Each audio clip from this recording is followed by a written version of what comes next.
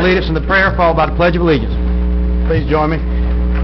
Gracious Heavenly Father, we just thank you for this day, this time we can come together. We just appreciate everyone that has come here and to just take their hand in our county's government. We just ask you to just be with us and just give us healing. We ask you to be with those in Washington, D.C. that died today, and just ask your peace and your mercy on those families, and just provide healing that only you can do. Just guide us in our decisions tonight. In your holy name we pray. Amen. I pledge allegiance to the flag of the United States of America and to the republic for which it stands, one nation, under God, indivisible, with liberty and justice for all.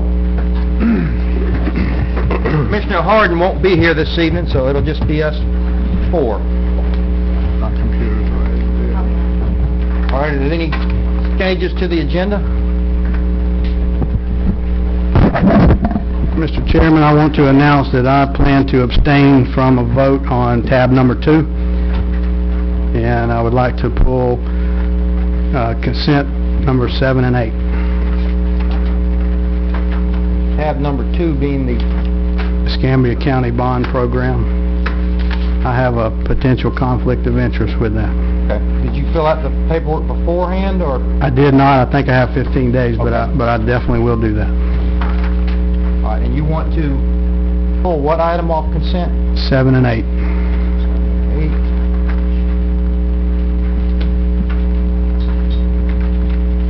I'm going to be abstaining on item 15, which is the rezoning, and I have filled out the paperwork. Evelyn? I have. Okay. All right, any other changes? Is there a motion? Motion to approve. Second. Any more discussion? All for the motion? Aye. All right. Katie, citizens to be heard? How many we got? 13. All right, we got more than 10, so it'll be 2 minutes apiece on citizens to be heard.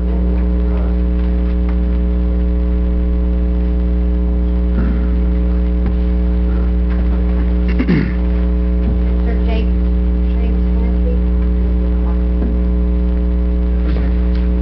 James Hennessy. James Hennessy?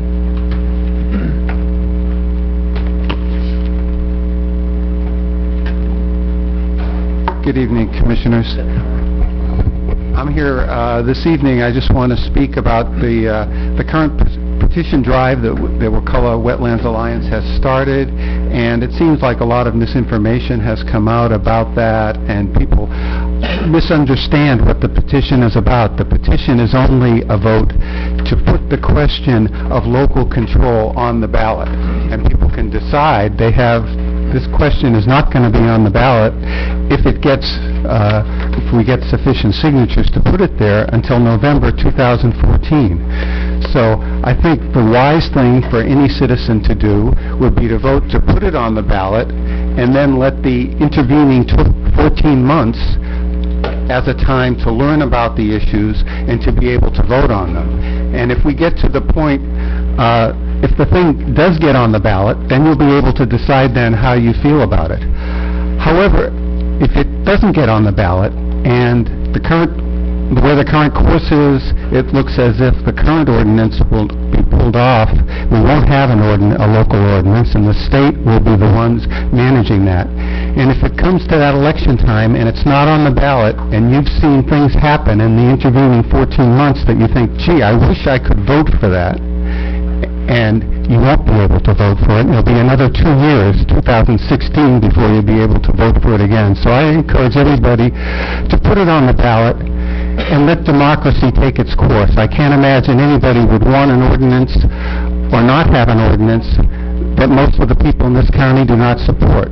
So I encourage everybody to sign the petition and then exercise your right to vote in 2014. Thank you. John Trice?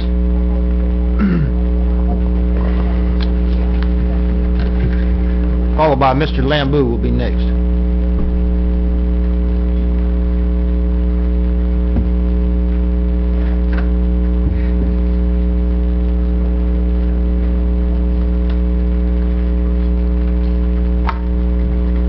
John Trice, 35 J&K Lane, Crawfordville, Florida. got to speak to Mr. Moore on something he got up on his garbage can speaking about last week, about the beach over at Shell Point, about the good citizens of Wakulla County didn't mess up Shell Point Beach. He's right, they didn't. The builders did. Building crappy septic tanks and stuff like that did. At one time, we had absolutely no pollution at Shell Point. In the last 10 years, Shell Point has been closed a number of times on account of human fetuses over there floating around and all. It wasn't deer and stuff over there, because the deer and all was in the woods for years and years when there was one restaurant over there. When the little Taft place was over there, the deer and stuff was still in the woods over there, but that crowd wasn't floating around at the beach. So you can get off your garbage can and quit preaching about the citizens of Wakulla County. It was the builders that the county commission let build crap all over the beaches over there. That's why Shell Point Beach and all them beaches, Master Sands and all the rest of them around here got messed up, and you fall right in there with them. The almighty dollar. That's what caused it. So don't jump up on the garbage can and start preaching to the citizens of Wakulla County and saying it wasn't the citizens, because that's who it was the builders making all that money. So that's exactly who it was, is the builders making the money, and they still want to build it. Y'all still trying to do away with our wetland ordinance. That's another thing, so the builders can make a lot of money. That's all the people wants around here. The ones that's making a lot of money in Wakulla County don't want y'all messing with them. They just want to make money. Just leave them alone, let them make their money, and don't mess with them. The people that wants Wakulla County to stay healthy and wise, and, so people that come here, the tourists and all that come here, they don't want y'all to mess with nothing. Just let the builders do what they want to. As long as you don't mess with them or what they doing and making money, y'all can do what y'all want to. They don't care. They don't come in here, they don't talk to y'all. They could give a flip less what they do. They will give you a lot of money when you run for office. They'll pad your pockets. Anytime you ask for something, they'll help you, because you can keep what they want going on in the county. It's been that way for years and years in Wakulla County. For I know for 50 years it's been that way. Just don't mess with me. Let me do what I want to, long as I can make money. Just, don't mess with me. Let me run in my little circle out here, work and make piles of money. And that's the way these builders and stuff are in Wakulla County. Thank you, so Tom. that's the way they are. So thank you for letting me talk and tell the truth to the people in Wakulla County. Yes, sir. Vic Lambeau and Hugh Taylor's next. Vic Lambeau. Thank you, gentlemen. Your first speaker mentioned that the Wakulla Wetlands Alliance drive is officially underway, and I won't repeat what he was saying. But I do have petitions here, and I know one of the commissioners probably already signed, but if the other 4 or 3 that's still here would like to sign a petition after, I'd be glad to accommodate you. But I think you should let the people decide this. You've been touting, most of you have been touting local control. So why don't you want local control here? Because you don't trust the people? What is it, gentlemen? If you wish to have everything controlled by non-locals, why not abolish your P&Z? You'll certainly save a lot of money. Let the state do it all. In fact, if you go get rid of all your staff, you could, go out of existence. That would save money too. Now, you say the wetlands ordinance has hurt the economy, or some of you have said that. If you look through the records, in the last 4 years, and this is records from your county here, there's been 4 denials in 8 years. Let me repeat, 4 denials in approximately 8 years. That's approximately 1 denial in every 2 years. Can you claim that's causing a great hardship on the developers? I know you say it's probably scared some away that you don't even apply it, but I don't think there's any proof of that, and I think you don't have any evidence. You keep mentioning the state can do a better job than the county. but all evidence is to the contrary.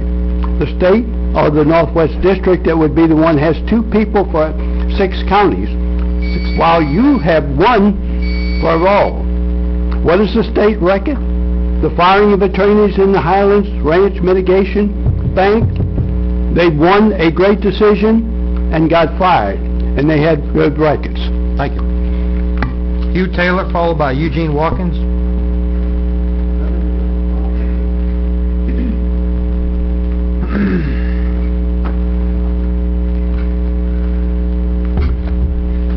My name is Hugh Taylor, 1357 Martin Luther King Road.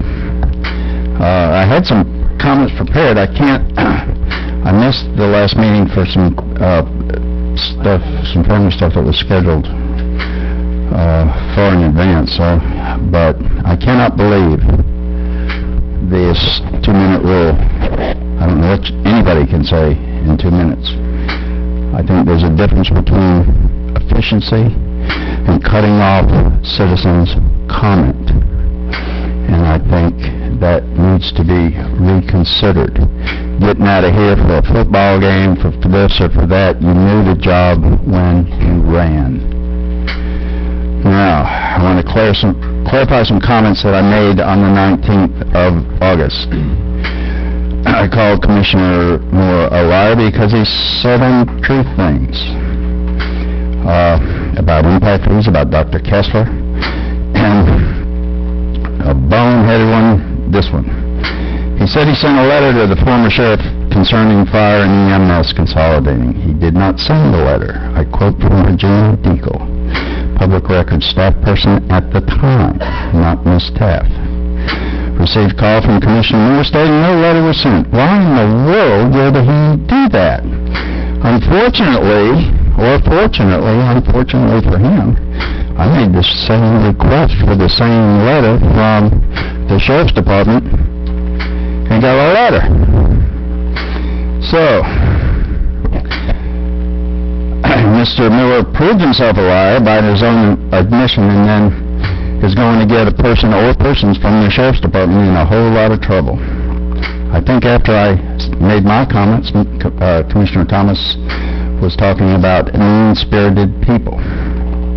I don't know what you call a person that lies except a liar. If those comments were directed at me, truth is not mean-spirited. Citizen involvement is not mean-spirited. Citizen redress is a constitutional foundation of this country, which brings us back to a 2-minute limit on talking. And where else can I or any other citizen express concerns and considerations or misstatements of fact, if not here? Mr. Moore's comments about the cave people, citizens against virtually everything, was uncalled for. This citizen is for a lot of things. So let's not talk about cave people, but let's talk about CALC, C-A-L-C people. Citizens against lying commissioners. And let's forget the mean-spirited comments, since when are legitimate concerns and legitimate statements of fact mean-spirited? Killing the messenger went out with the Romans. Thank you. Thank you. Eugene Watkins, followed by Chris Russell.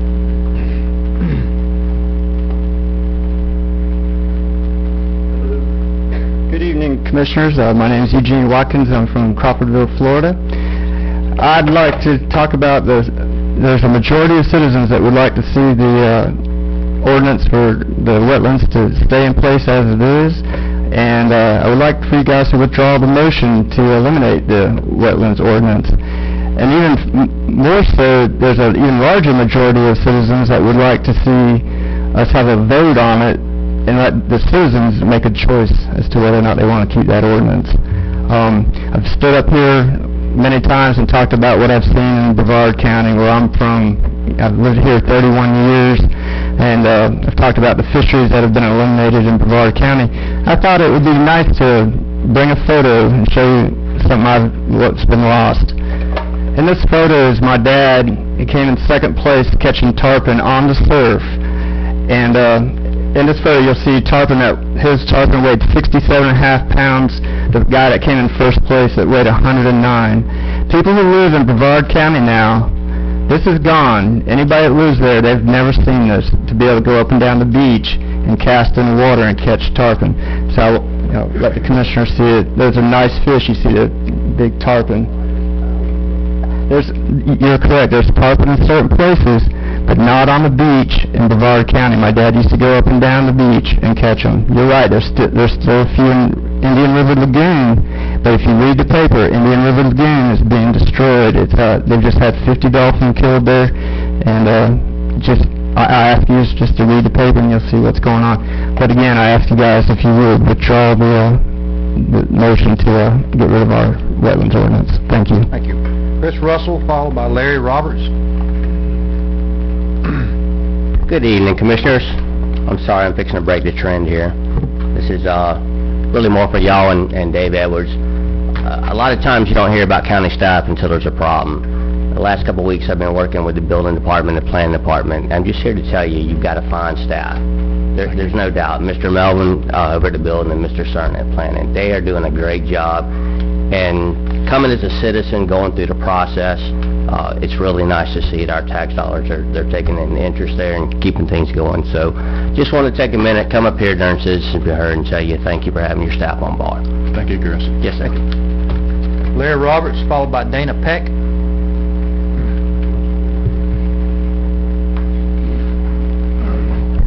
Larry Roberts, Lop Choppy, here to finish up what I was saying last meeting that it ran out of time. Mr. Hennessy and Mr. Lambu said a lot of things I'd like to say, so I won't say those. I don't know Mr. Hennessy. Mr. Lambu, I think, would qualify as a scientist and an expert in this matter. I still have not heard a scientist that was opposed to our wetlands ordinance. Most of you gents have talked about the wetlands ordinance being a taking. There's no reason to believe it is.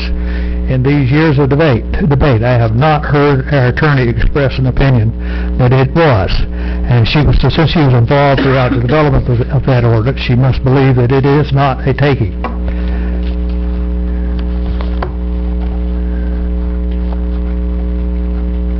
Mr. Haskins, in his latest magazine, stated, and I quote, "I don't remember which commissioner I looked at a Barbadar lawyer and asked her if we had a 75-foot barrier that landowner owned and paid taxes on, and they were not allowed to use it, they could sue the county." In my simple mind, trying to decipher what she was saying in her legal mumbo jumbo, I believe she said it was like I could understand it. It would have come out that they would sue us and win. I don't think that's. I vaguely remember sort of that way. I sort of remember, but it was not that answer. I've stood here several times over the years in the development of the wetlands ordinance and stated that if you bought a swamp, you must have wanted a swamp. I add that the wetlands ordinance should prevent a developer from destroying your swamp or creating a previous non-existing swamp on your property or polluting our drinking water, our beaches, our fisheries, etc. Actually, this wetlands ordinance is a property rights saver. Thank you. Thank you. Dana Peck, followed by David Damon.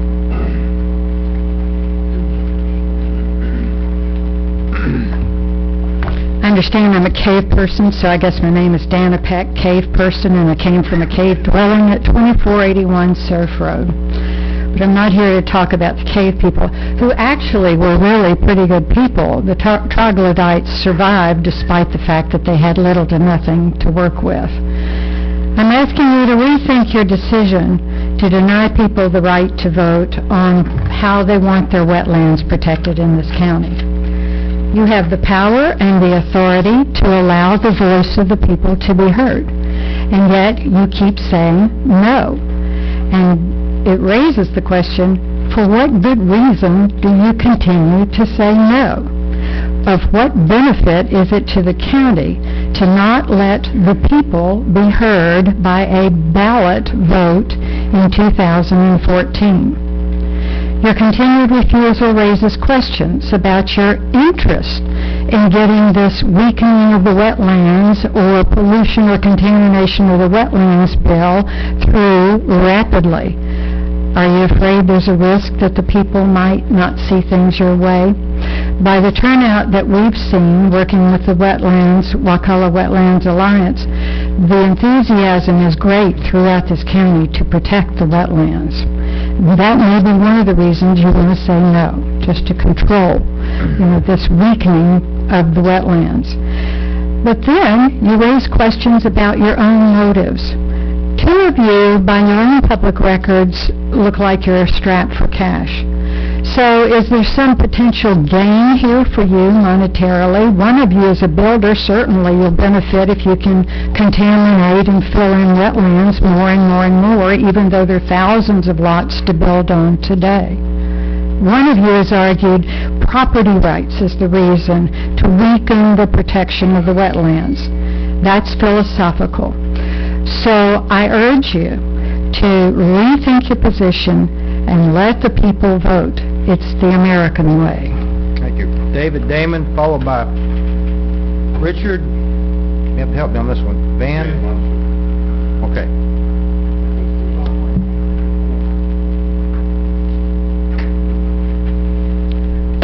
Thank you, Commissioners. David Damon, Crawfordville. The first photo up here, I want to talk about Wakulla Wetlands Alliance. They've been very busy. The mission of the group is to gather 5,600 signatures in order to allow citizens of Wakulla County the choice about the future of Wakulla's wetlands. Number two, in order to make it easier for everyone to get a petition, you can now go to the website. This is from the website. I put the other across it right there. And the website is wakullawetlands.com. And you can click on the link and download a petition form and mail it in to our address. On the website, you'll find a great deal of information on wetlands and why they are so important. Here's a copy of the petition. If you have any problem getting that, we can also email you one, wakullawetlands@gmail.com, so you can get one that way too. And the last thing, which goes back to what some other people have said, why in the world are you doing this? Why are you spending all this energy on this when the people don't want it? And they've made it clear. Here's a poll from Tallahassee Democrat. And in this poll, 82%, the overwhelming majority, either want to keep the current wetlands ordinance or want a chance to vote on it. 82%. And this is a poll I just found out about this weekend that's been going on since August. So, back to what was just asked, the question, why in the world, if this kind of thing is going on and people are so overwhelmingly against what you're doing, do you continue to ignore them? That's a question I have, and some questions have been raised about what is the motivation. And I think people can look into that a little further and make their own conclusions. But clearly, the voters do not want you doing what you are doing. Thank you. Richard, followed by Ronald Fred Crum. Richard Van Muster, 135 Dixon Bay Road, Panacea, Florida. What's the code enforcement board? These people that go around and look to see if you got junk in your yard. There's a lady, Tammy Keith. Her husband just died. She has lung cancer. The state managed the oyster fishermen out of business. And y'all go take her house. You know, I thought when I moved up here 12 years ago from Palm Beach County, I moved away from that kind of stuff. You know, no boats in the yard, no this, no that. This is ruthless. Don't you all understand that the urban lifestyle is unsustainable? And all you're going to do is harm poor people. Can somebody give me an answer why you're taking that woman's house? Nobody's going to answer your question, sir. This is citizens to be heard, not banter back and forth. I'm sure you could get with David and he'd get you an answer. He did that. Ronald Fred Crum, followed by Bill Anderson. Well, I'm up here to apologize to Commissioner Moore. My name's Ronald Crum, Panacea. But, you know, first I'd like to show some respect for my commissioner, get my foot out the furniture and take that hat off. But I did tell Commissioner Moore that in the settlement from the wetlands lawsuit with the county, that the county had a representative there. I signed on our behalf, and they did tell us it was a confidential settlement, and I shared that with Mr. Moore, and I said, I got things I want to do, but I can't do it because I have a confidential. Supposedly. I never read it. And so 4 or 5 years I've listened to some of the participants from the commission here make statements about it, and I've always stayed quiet. When I was going before the code board, there were people outside here crying, grown men, and they wanted me to help them. I couldn't help them. I was in a fight for myself. But the one thing I'd like to do is apologize to you, Mr. Moore. I did tell you that, and people abused you for it. But I do respect you. You're our commissioner, and I respect all the commissioners. But the one thing that I'd like to share with y'all here, you have a responsibility to your constituents. You have a responsibility to the wetlands. But you got to make sure that the rights of those constituents are protected. One thing I will say, the dealings, and some people reflect back to Miss Bays. Miss Bays did a great job. She did exactly her job. And county staff did. I don't see where county staff did anything but their job. But we do have some problems, and we have some problems that I would like to share with the county. I think would correct some problems. That gentleman there, some of the things that he said there, I think we could make it a kinder, gentler county and get to the same point. The code board does a hard job. I think Mr. Pasecki has done it a lot of time. I'm not after him, but I would like to share with them somebody that went through the experience. And on January 2009, Dr. Kessler filed the complaint about the wetlands, and thank you. Bill Anderson, followed by Bob Danzy.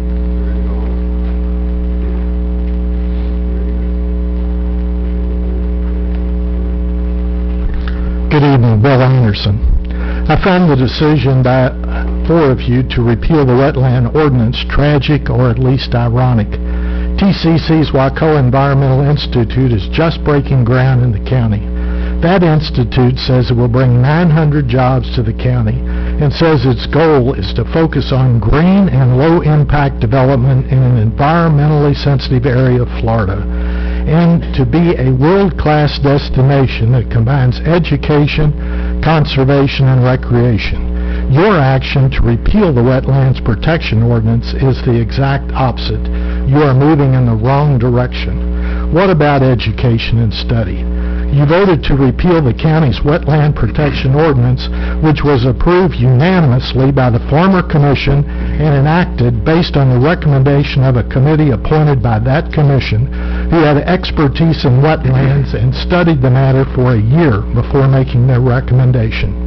You repealed the ordinance by a 4-to-1 vote without a study and without any of you having expertise in the matter. 2 of you said your vote to repeal was based on individual property rights, which is a specious and flawed reason.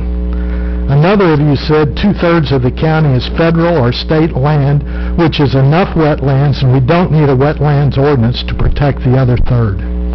4 of you voted to repeal the wetlands ordinance, flies in the face of the education and conservation mission of the Environmental Institute. We should embrace and shout Wakulla County support for the vision and message of that institute. I urge you to retain the ordinance, embrace the environmental mission of the institute. That will lead this county to maximize its potential and environmental assets. Your course to repeal will destroy our county's natural assets and foul its waters and reduce its habitat. At least put the issue on the ballot and let the citizens decide. Thank you. Bob Danzy, followed by Chuck Hess.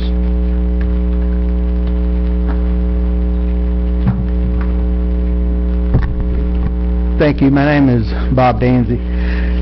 I've got if you could get the camera on the map there that I have, the part in red there is the Wakulla Springs Protection Zone. Now, you see that's most of, the top third of the county, basically.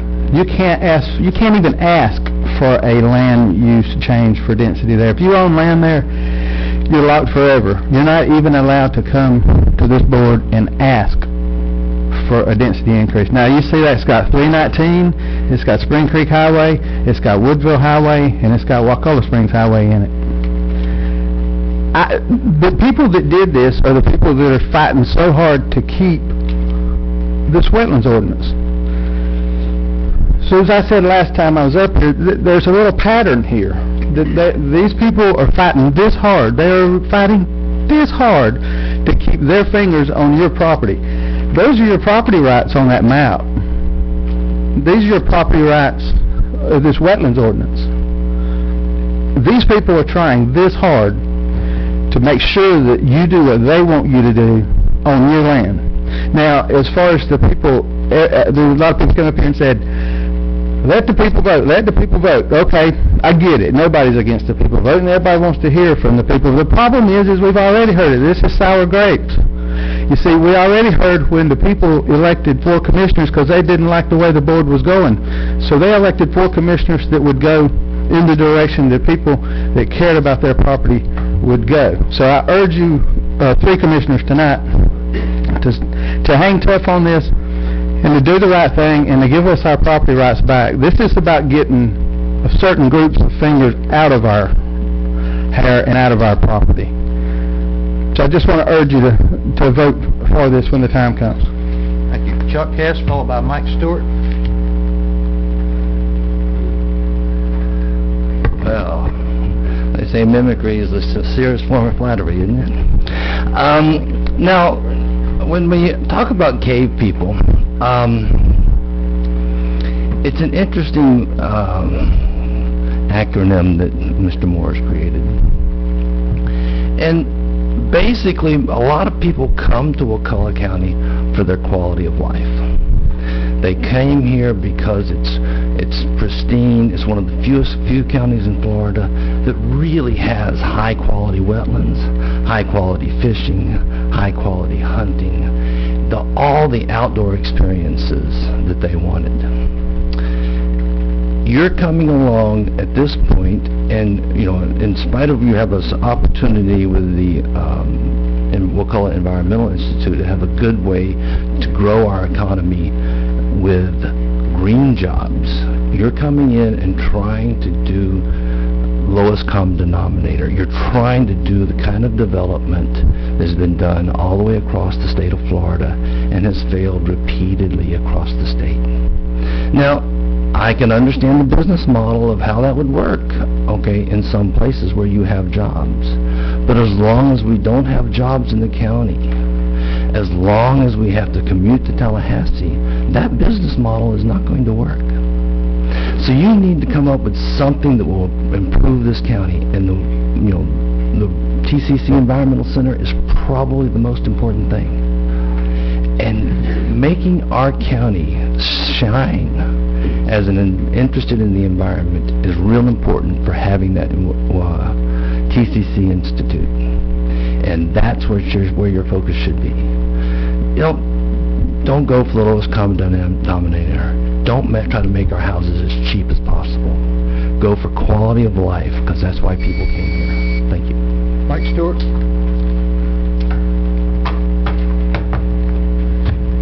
Thank you for allowing me to speak. I'm obviously speaking to you 4 gentlemen, but more importantly to the public. Let me begin by saying that I am for wetlands protection, and I do believe the state's regulations are more than adequate. The same commissioner that is pushing this wetlands issue is the one that during his previous term cost this county hundreds of thousands of dollars in lawsuits while attempting to take property rights of Wakulla citizens. You need to look carefully at the similarities here and understand that if you choose to go down this road he is suggesting, then you will open this county up for unprecedented lawsuits for taking of property. If I were a property owner who had wetlands, and I understand that if you buy a swamp, you got a swamp, and you tell me I can't use 75 feet all around those wetlands, and you continue to collect taxes from me for those wetlands, then I would sue the county for collecting taxes on property that you, the board, have rendered useless. The county charter is not the place to address property rights issues. The place to address these issues is right here with you, the commissioners, along with citizen input. When this commissioner can't get his way, then he wants to lower the percentage that it takes to get an item on the ballot as a referendum. That, by the way, was approved by referendum. And if allowed to do so, he will put this county in jeopardy of huge lawsuits. The commissioner pushing this wants no growth in this county and will resort to whatever it takes to achieve that. All right, David, let's go on to the budget hearing. Let's do something a little easier. All right, get it started there, Mr. Chairman. Go to you. All right, this is script time. Yep.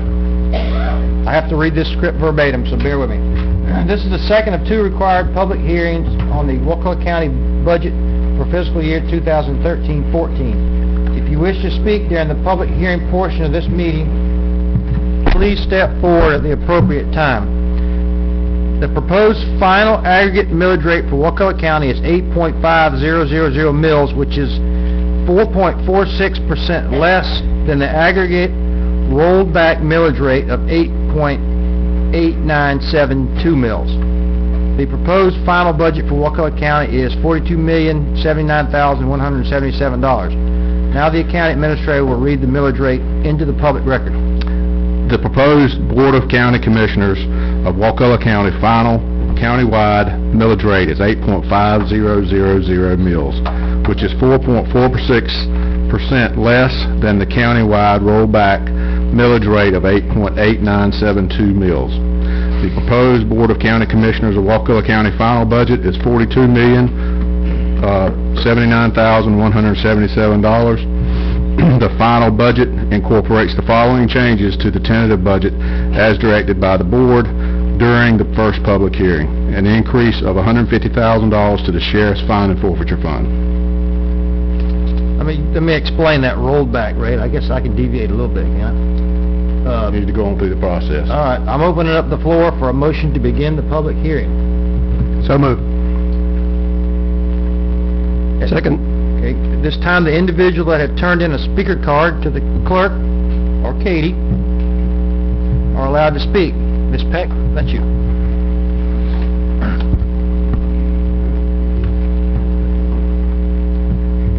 Randy, we need to vote on opening the hearing up real quick, please. All right, Ms. Peck, hold on just a second.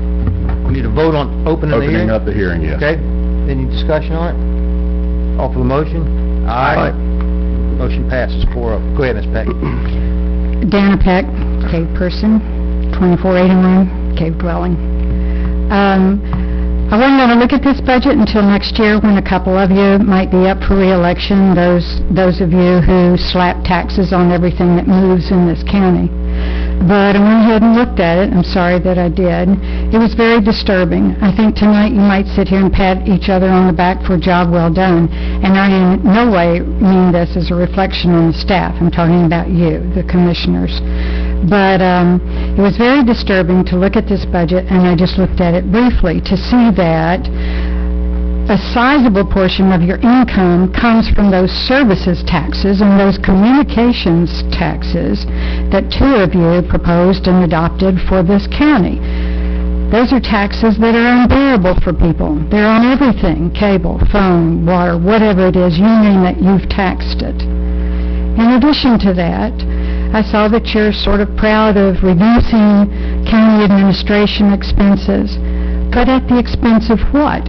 If you look into this budget, you're handing over almost $70,000 to the Senior Citizens Council. Now, I'm as senior as any citizen in this county, and to hand that council $70,000 when it has money-making enterprises and reportedly pays its director more than $100,000 seems like terrifically bad business for this county.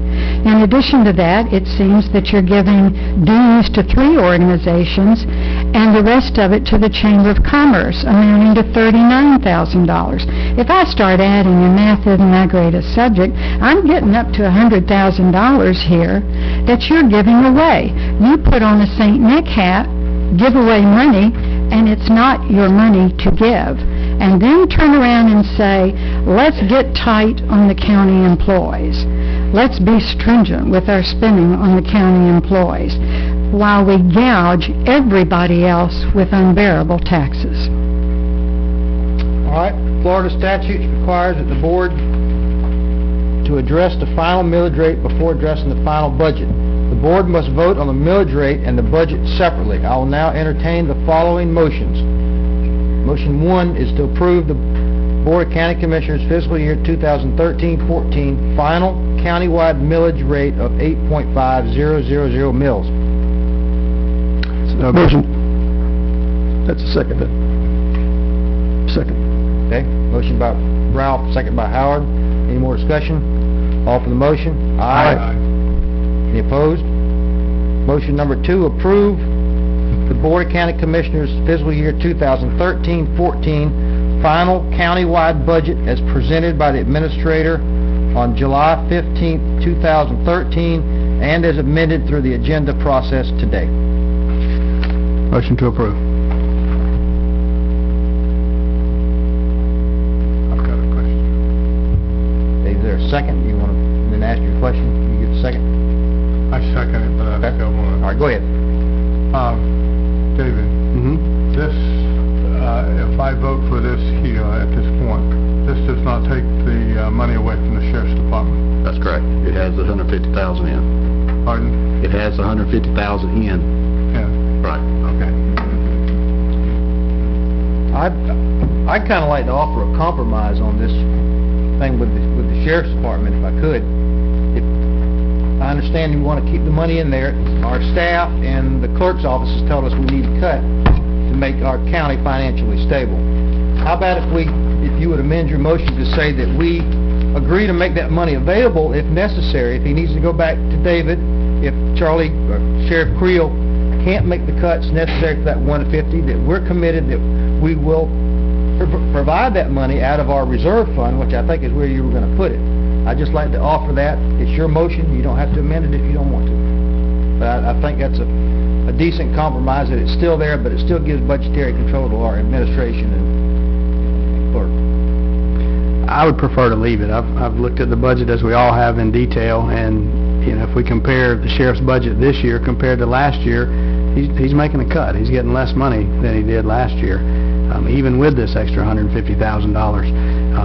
That's not the case in every department, and I know it's, you know, everything does not have to be uniform, but I do feel that they have, we're certainly in a declining revenue environment, and they have decreased, and, you know, I think that's what we're expected to do when they're in that environment, but not every department has, and so... Well, my only concern, Ralph, is that we've been told by David and by the clerk's office that it's not a sustainable path. I mean, we're taking money out of reserves to pay for that operational stuff, and if we have to do that, you know, maybe that would be fine. The money would be there, but again, it's your motion, so if you don't want to change it, that's fine. Well, I'd like to address that. If we had the fund balance that's required by our fund balance policy, not the sheriff's fund balance policy, the board has a fund balance policy. If we had the amount of money that was supposed to be in there coming to this point, we wouldn't be having this conversation. And so, you know, I just, I think he's been elected. We've got a brand new sheriff. He's been elected to do the job.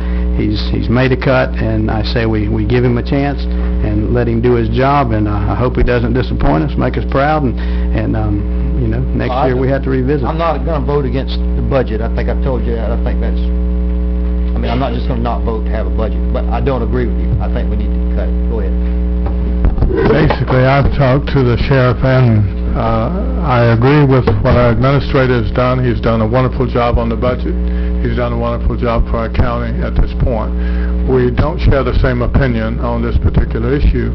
I've talked with Mary Dean, and I've talked with the sheriff, and they both tell me that they will cut their budget by the amount that we're talking about. And basically, I give them the opportunity to do that. And it will be embarrassing if it does not happen. So I'm going to give the sheriff my support in doing that. And he knows how I feel. I've talked to him several times. Howard? Yeah, I don't think it's a matter of supporting the sheriff or not supporting the sheriff. We're talking about a budget. And the voters voted in the last election. They expected something different. And what it appears what they got was the usual, the same. I don't know how many times I've heard one of the commissioners on this board say, we got in this position because of past boards spending down their reserves. That's exactly what we're doing right now, spending down our reserves. And I'd like to point out again to that Commissioner that I was voting against those budgets not to spend down those reserves. So, be it as it will. From reserves are going to be coming from the county, $397,190 from the general fund reserve.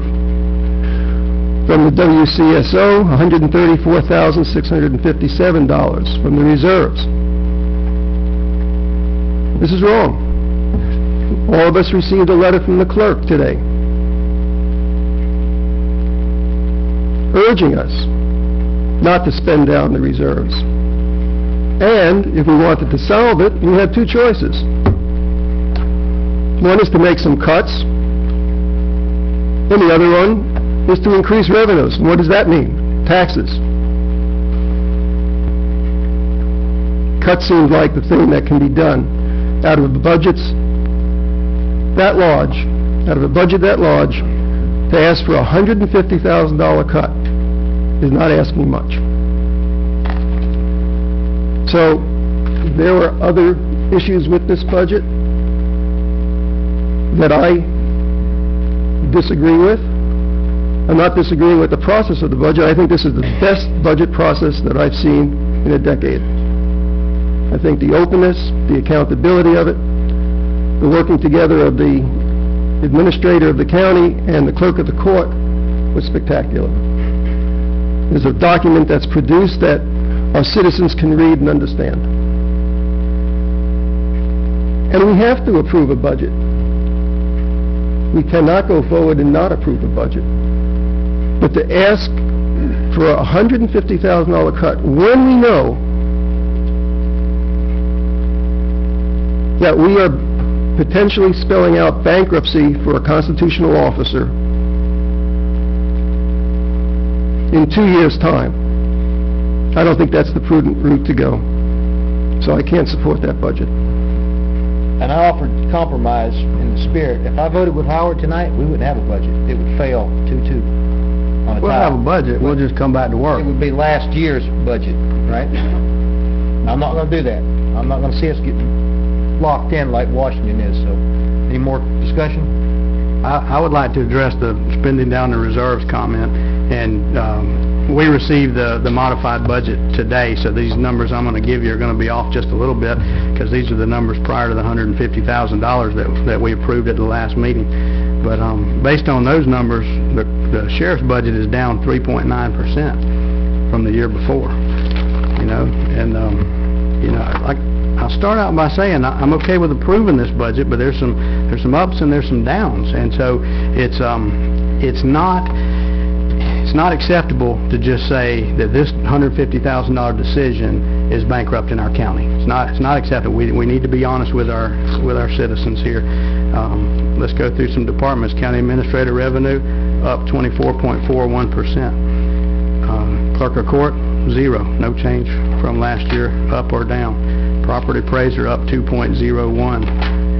Supervisor of elections up 5.59. Tax collector down 0.24%. General administration up 7.94. Planning department up 0.04. Code enforcement up 53.2%. Animal control up 11.95. Airport revenue up 70%.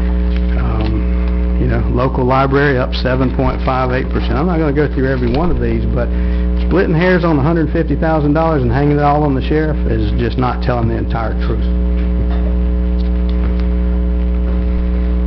I want the position, and I like Charlie, Mary Dean, Pete, everybody. We hired this man to work with the clerk to come up with a balanced budget. They presented a balanced budget that they got together and they thought was right. I support that. I'm not going to vote against the budget again, so you got your way. I'm going to vote for it. But I would prefer to follow what the administration recommended. I'd like to point out two things. Some of those statistics that were read off, I don't know what a 50% increase of airport revenue, what that really means in the scope of things. I think it's probably a spec, and it's misleading. I think that we have to recognize that other constitutional officers and the county administration and the departments thereunder have sacrificed much during the previous years, and that should be taken into account. And that's all I have to say. Any more discussion? All right, all for the motion? One other thing, we got some late information today about pay raises, and so I think it's only fair that we discuss that. The state sets the pay raises for the county commissioners and for the constitutional officers, and that does increase, it includes an increase for each and every one of us. This is just me, but I'm going to say that I'm not taking that pay raise, and I'll be glad to take that pay raise if and when we get to the point that we can afford to give a pay raise to our staff. And so, you guys do what you want, but I'm not accepting that pay raise. I will follow that example. I won't accept it either. Okay. Any more discussion? All for the motion? Aye. Aye. All opposed? Aye. Motion passes 3-1. All right. Escambia County Housing, who's going to handle that one? I'll start it off, and I think we have Ms. C.J. Pickens. This agenda item requests board consideration's approval to conduct the public hearing and adopt a resolution authorizing Wakulla County to enter into a interlocal agreement with the Escambia County Housing Finance Authority for the purpose of issuing single-family mortgage revenue bonds for use within Wakulla County. Since 1995, the county has participated in the authority's program, which has provided the county's first-time home buyers a below-market interest rate and down payment assistance. In the authority's last 5 programs, approximately $3 million in loans has been originated in Wakulla County. The program enables lenders to offer a below-market interest rate to first-time home buyers. Typically, the mortgage rate is 1 to 1.5 points below market rate. Motion to approve. Thank you. Is there a second? Second. All right, is there somebody here? I had just a quick question. Just C.J. My question was these mortgages, which I think are great, by the way, and Ralph, I'm sure you've had a lot of experience with them. Absolutely. Great for first-time home. What was the failure rate like during the crash? Did these do better? During the crash, we didn't have a bond issue, so we've just come out with the TBA program, which is to be announced. So we do change the interest rate. Right now it's 4.5, but we didn't have one in 2008 and 9. We weren't able to issue bonds, so we didn't have a bond issue available here or any of our participating counties. I was just curious that the people that participated in these programs, how they weathered the mortgage crisis. Yes, I mean, we did very well compared to the foreclosures in a normal market. I mean, the first-time home buyers, I mean, our program did very well. Okay. So much better than the open market. Thank you. All right, any more discussion? All for the motion? Aye. Motion passes 4-1. All right. 3-1. I abstain. 3-0. 3-0. 2-3-0. All right, let's everybody calm down. 3-0, it passes. All right, awards and presentation. Mr. Esron?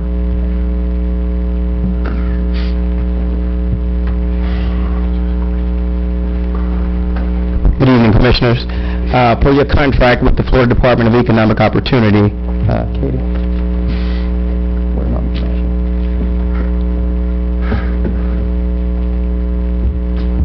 Okay.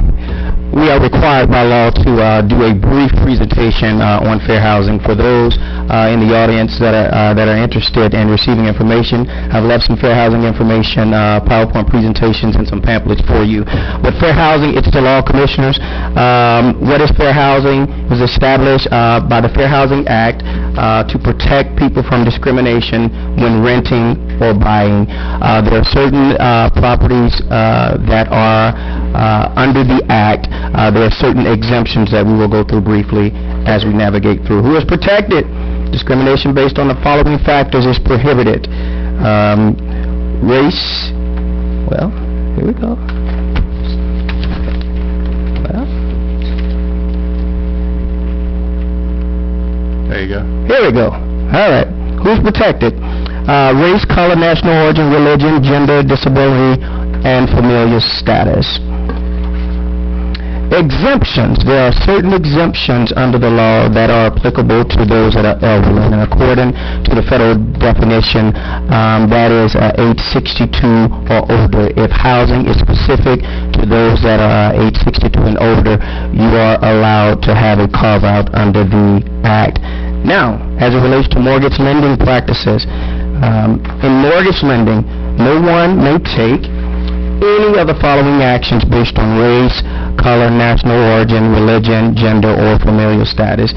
You cannot refuse to make a mortgage loan, refuse to provide information regarding loans, impose different terms as it relates to the conditions of the loans, such as interest rates, points, or fees, discrimination as it relates to appraising a property in a particular neighborhood, refuse to purchase a loan if you are a servicer, and to set different terms or conditions relative to purchasing the loan.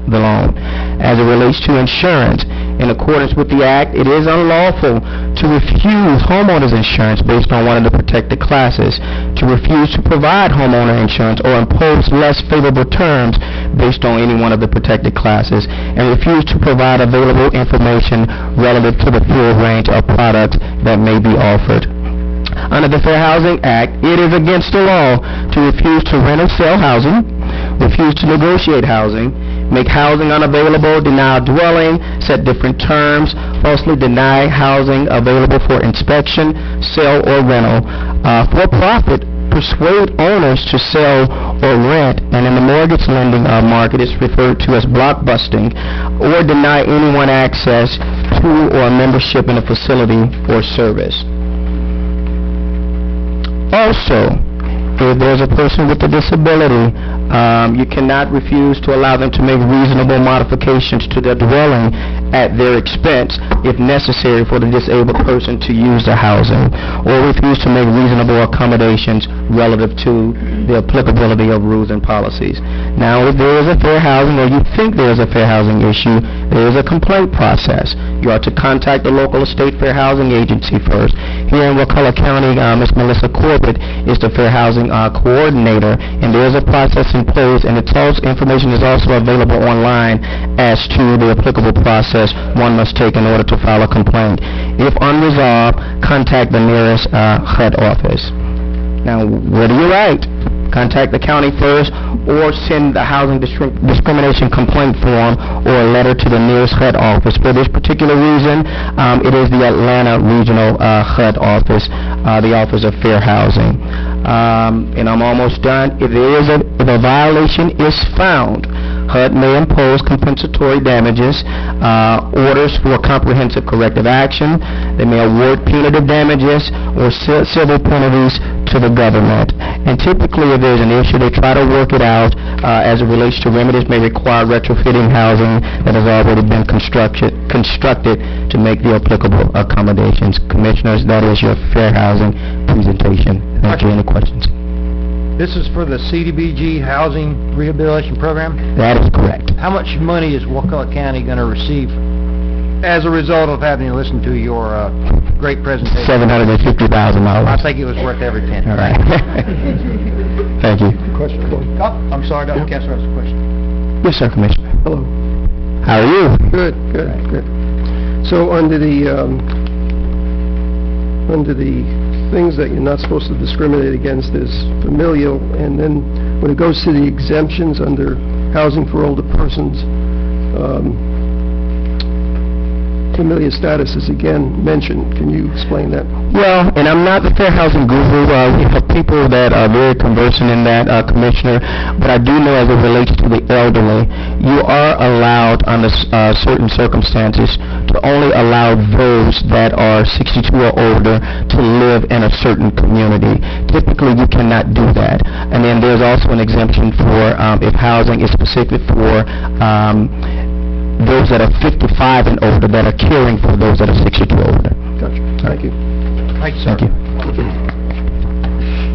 Ezra, I think Ralph's going to have a few questions on the consent. If you want to just hang tight, we're going to get to the consent. Is there a motion on consent agenda? Motion to approve with the amendments. Okay, second? Second. Whoop, whoop, whoop. Whoop, whoop. One more presentation. Joanne Palmer has her presentation. Joanne, I apologize. You're probably gonna give me a T-shirt, aren't you? Yes, I know that you love this If you see me wear them, don't you? Joanne Palmer, Crawfordville. I'm the director of Keep Wakulla County Beautiful. And Sherry Kraft is on the board, and Bruce Ashley is on our board, and I'm here to talk about the 28th Annual International Coastal Cleanup, which takes place this Saturday. And I thank the commission for your support, and I thank the administration for helping us work through some issues. But I also want to tell you that we hope to have Hazardous Waste Day as well, and that's also sponsored by the county, which we know the citizens really appreciate. But Willie Park, 10 a.m. on Saturday morning, we will start the cleanup. We're part of 10 million people around the world that participate on that one day. And we anticipate having about 600 participants. We have had a lot of people pre-register. Walmart provides a free lunch at 11:30, and we have T-shirts for the first 500 people, T-shirts for you commissioners. All right. Joanne saw me at a car show up on the north side of Tallahassee, and I had to keep Wakulla County You beautiful did. on, didn't I? You did, and I appreciate that. So I got him a whole bunch from years past, so I like to pass those out.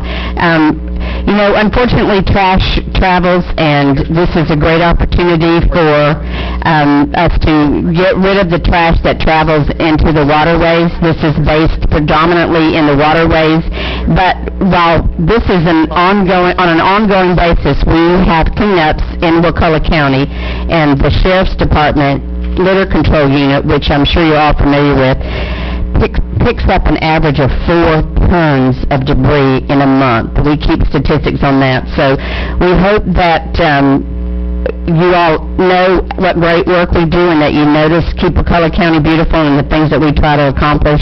I've heard a lot tonight about the wetlands. Those are critical in need of being kept clean. So if you're interested in those, which I heard a lot tonight people are, they still need to be kept clean. So I have some flyers, and we started a little sticker campaign, just like the Sheriff's Star. We want people to know that you support Keep Wakulla County Beautiful. It's just a little sticker for your window. It tells you're from Wakulla County. It's a beautiful logo and makes us proud. So we actually have these for a donation, but I have one for the commissioners, and I have some flyers. So, thank you. I have a question. Yes. Yes. So, I've been getting calls, and actually I called up David Moody to try to find out what's happening out at St. Mark's. When you say Willie Park at 10, is that when people... 9. At 9. Okay. So they show up at 9, pick up their bags and whatever else. They go out for the cleanup. When do they return? Before 11:30. Before 11:30. Right, if you want to have lunch, come back at 11:30. People usually clean from 9 to 10:30. I know that Commissioner Thomas cleaned last year, but he had a lot that he didn't, it took more than just the 2 hours. So you can clean as long as you want.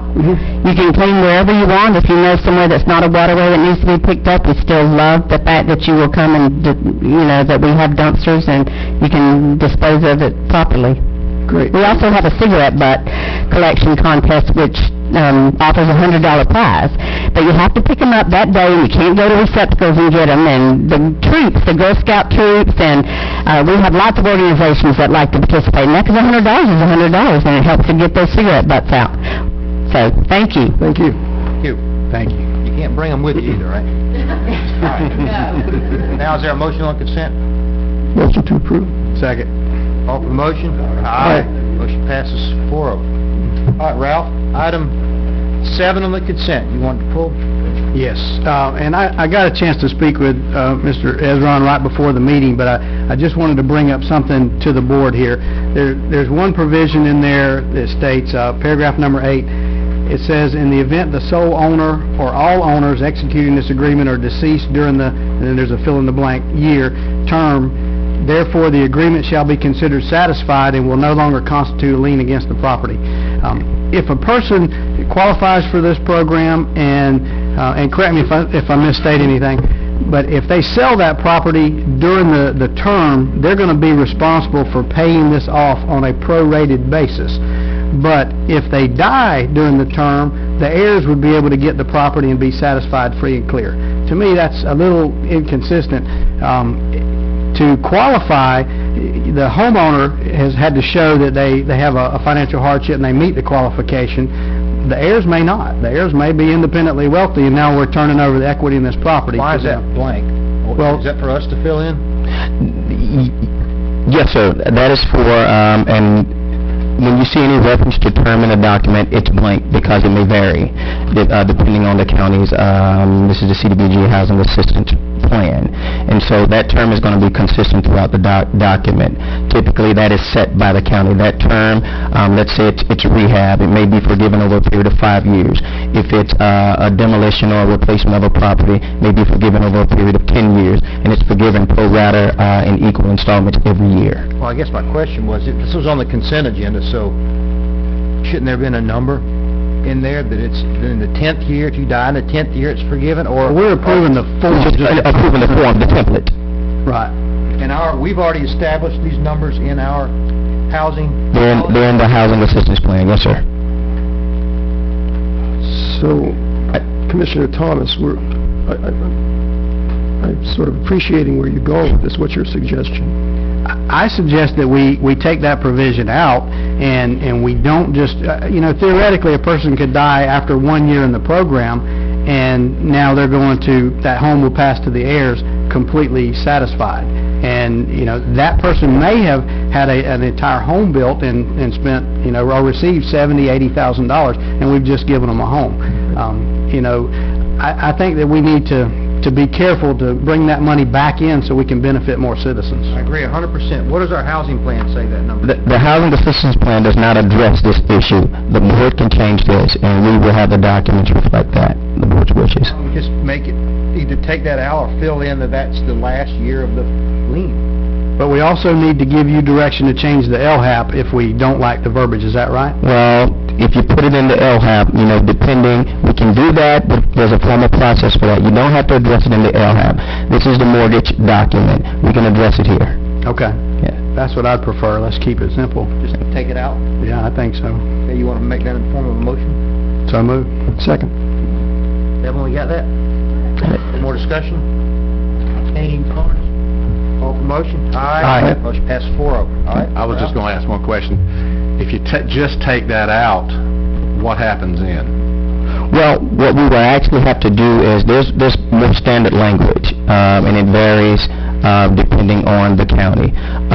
But I can work with the county staff to develop some language that is sort of comparable to what everybody else is doing. And typically, what we see is the heir to the property, we'll do some qualification on them, so on and so forth, to see if they still qualify to be a recipient of the funding, and we take it from there. But I can provide the county with some standard language that is used in some other counties. Yes, I like that. No. All right. Number 8, Ralph. Thank you. Let's see. Number 8, we had a provision in there that says, any ship applicant that has a judgment lien or other lien running in favor of the county placed on their property will have 30 days to submit proof that the lien has been cleared. Failure to provide proof will result in the ship applicant being deemed ineligible to participate in the program. And I'd like to thank you. First of all, this is in reaction to the conversation we had the last time this came up, to plug that in. I would like to tweak it just a little bit, though. It specifically states a lien placed on the property. And this is an LHAP document which could also apply to ship down payment assistance funds. So the applicant in question may not be a property owner already. And so it's possible that they have court fees where the court has filed a judgment, but it's a lien against the individual and not against the property. I would like to expand that so the lien would be against the property or the individual, and we need to make sure that that's satisfied before we're giving additional taxpayers' funds. Ezra, work for you? We can do it. Is that a motion? That's a motion. Second. Motion second. Evan? Any more discussion? All for the motion? Aye. Thanks. And that's Thank you, all. Ezra. That's all I have. All right, let's move on to planning and zoning. Louis? Mr. Chairman, this is a quasi-judicial matter. The first item up is the appeal to the Board of Adjustment. BOA 1301. In accordance with Section 24.01 of the County Code, each commission member needs to disclose any contact they have received from interested parties or their representatives or lobbyists or any other third parties concerning this application or any personal investigation or knowledge being relied upon. None. No, I got to talk to the applicant. Okay. If anyone is here who's going to provide any information on this application, including the applicant, please stand up to be sworn.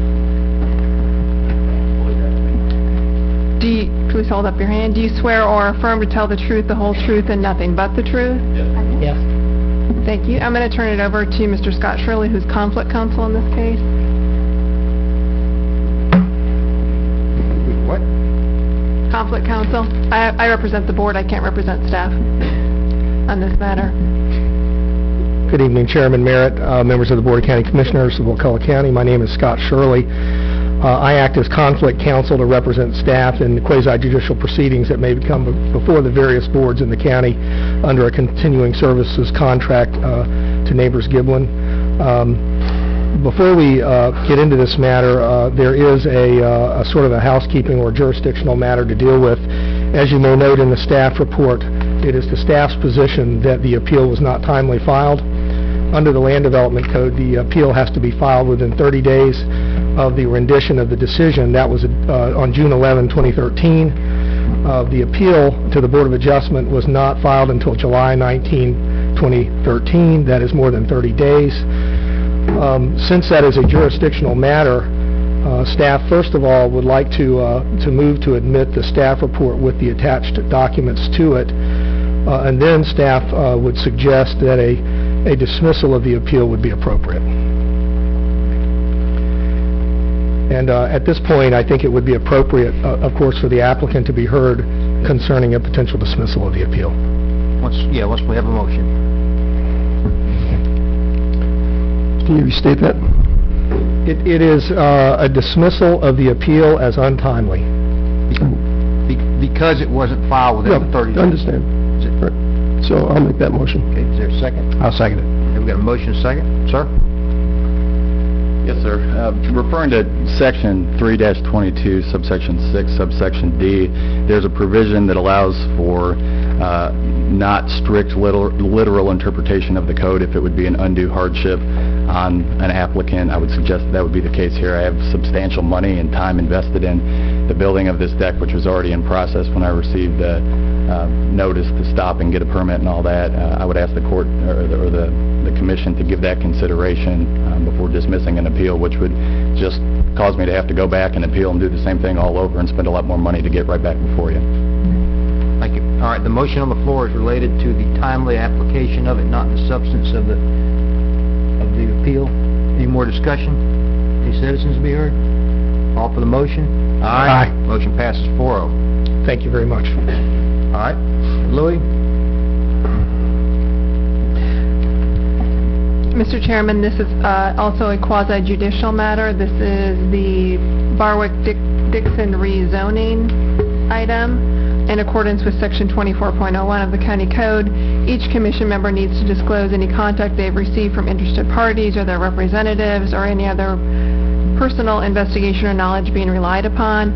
In addition, any written materials you may have received that are ex parte, all of them that I've received have been turned over to Katie to be included in the record. Commissioner Thomas, any verbal ex parte? Yes, I've spoken to Donna Savory, Jim Greiner, Walt Dixon, Craig Stoyevich, and Mark Edwards. I've spoken with Walt. I guess this is time for me to explain why I'm abstaining. Sure. Because I've been approached by Mixer Dixon in the past about buying a piece of property that I have similarly situated, same urban land use, same everything, and if I was to vote against this, one could argue that you voted against it so he'd buy your land. And I cleared this with Heather, filled out the proper paperwork, so I won't be voting on this item. Commissioner Kessler? Do I have to name off each individual? Or are you saying, well, I've spoken to numerous citizens of the neighborhood, both Savory that was mentioned and Greiner, and Mr. Dennett Rainey, one of the principals in this. the email from Terry Nicholson. I'll provide you with that. Thank you. Anyone here who is here is going to provide any information on this application. Please stand up and be sworn. Would that be everyone that filled out a speaker's card? Yes. Okay.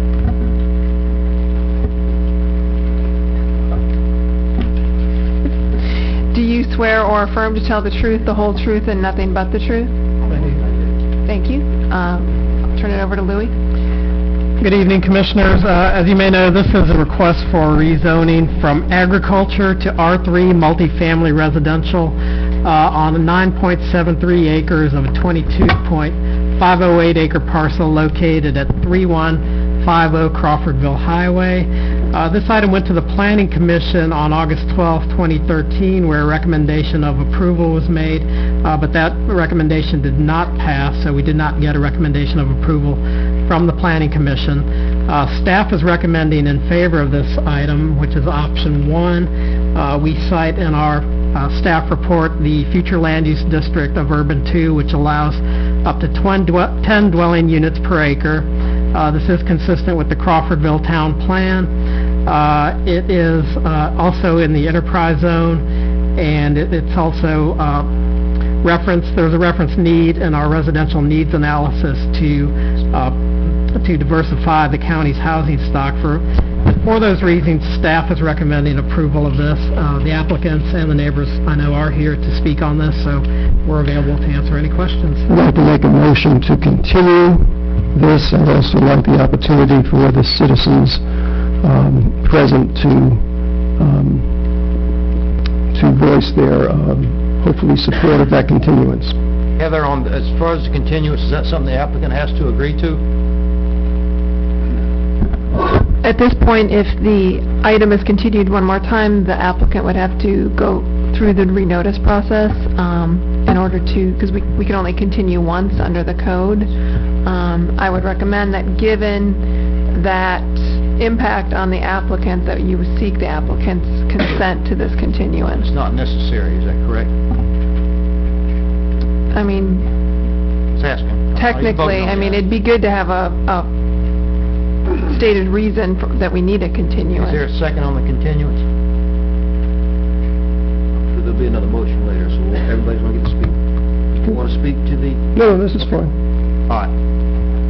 Who are you doing? Is there another motion on this item? I move to accept staff's recommendation, option number 1. I second. How can you do the citizen? We'll do the citizen. Yep. All right. We got 13 speakers. I think the Savory's put theirs together, but I assume y'all want to speak separate. We're going to do 2 minutes apiece. Hugh Taylor, followed by Andy Keith.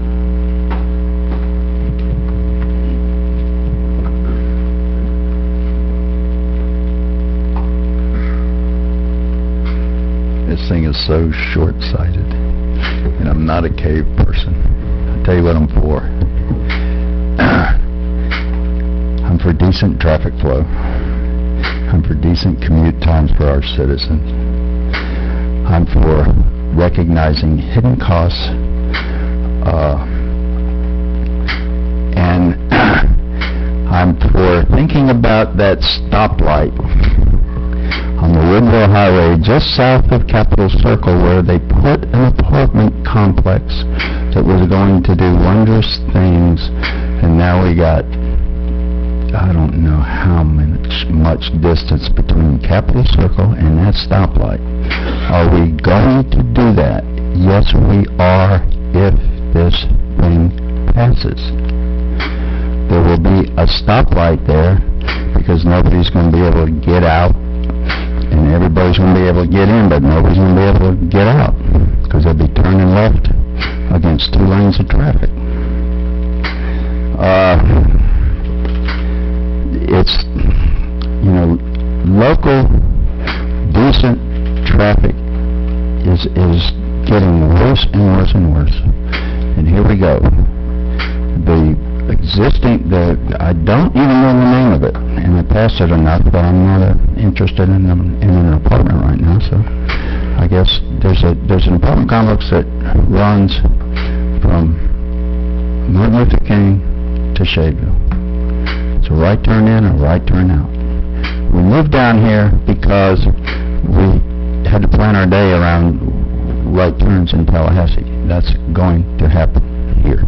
It's happening here. It's already happened here. So, the Planning Commission reviewed the application and turned it down, and I think you all should, too. Thank you. Andy Keith, followed by David Saber.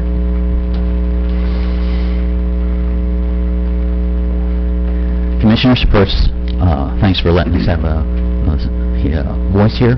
My name is Andy Keith. I live at 27 Lamar Court in Mill Hollow.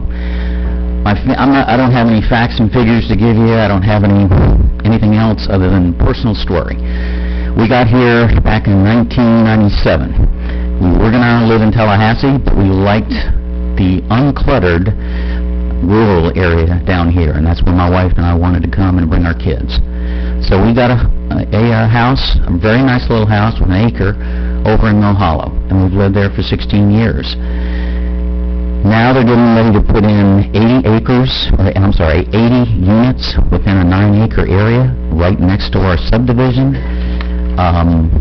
On top of the traffic problems that the prior gentleman referred to, one thing that's gone unsaid, two things that have gone unsaid so far, and I'm sure some other people will touch it, but one is the property values of our houses, and the second thing is, the prior gentleman did mention, is your planning commission, who I assume is there in order to look at all the intricacies of any plan and decide whether it's a good idea or not, voted it down.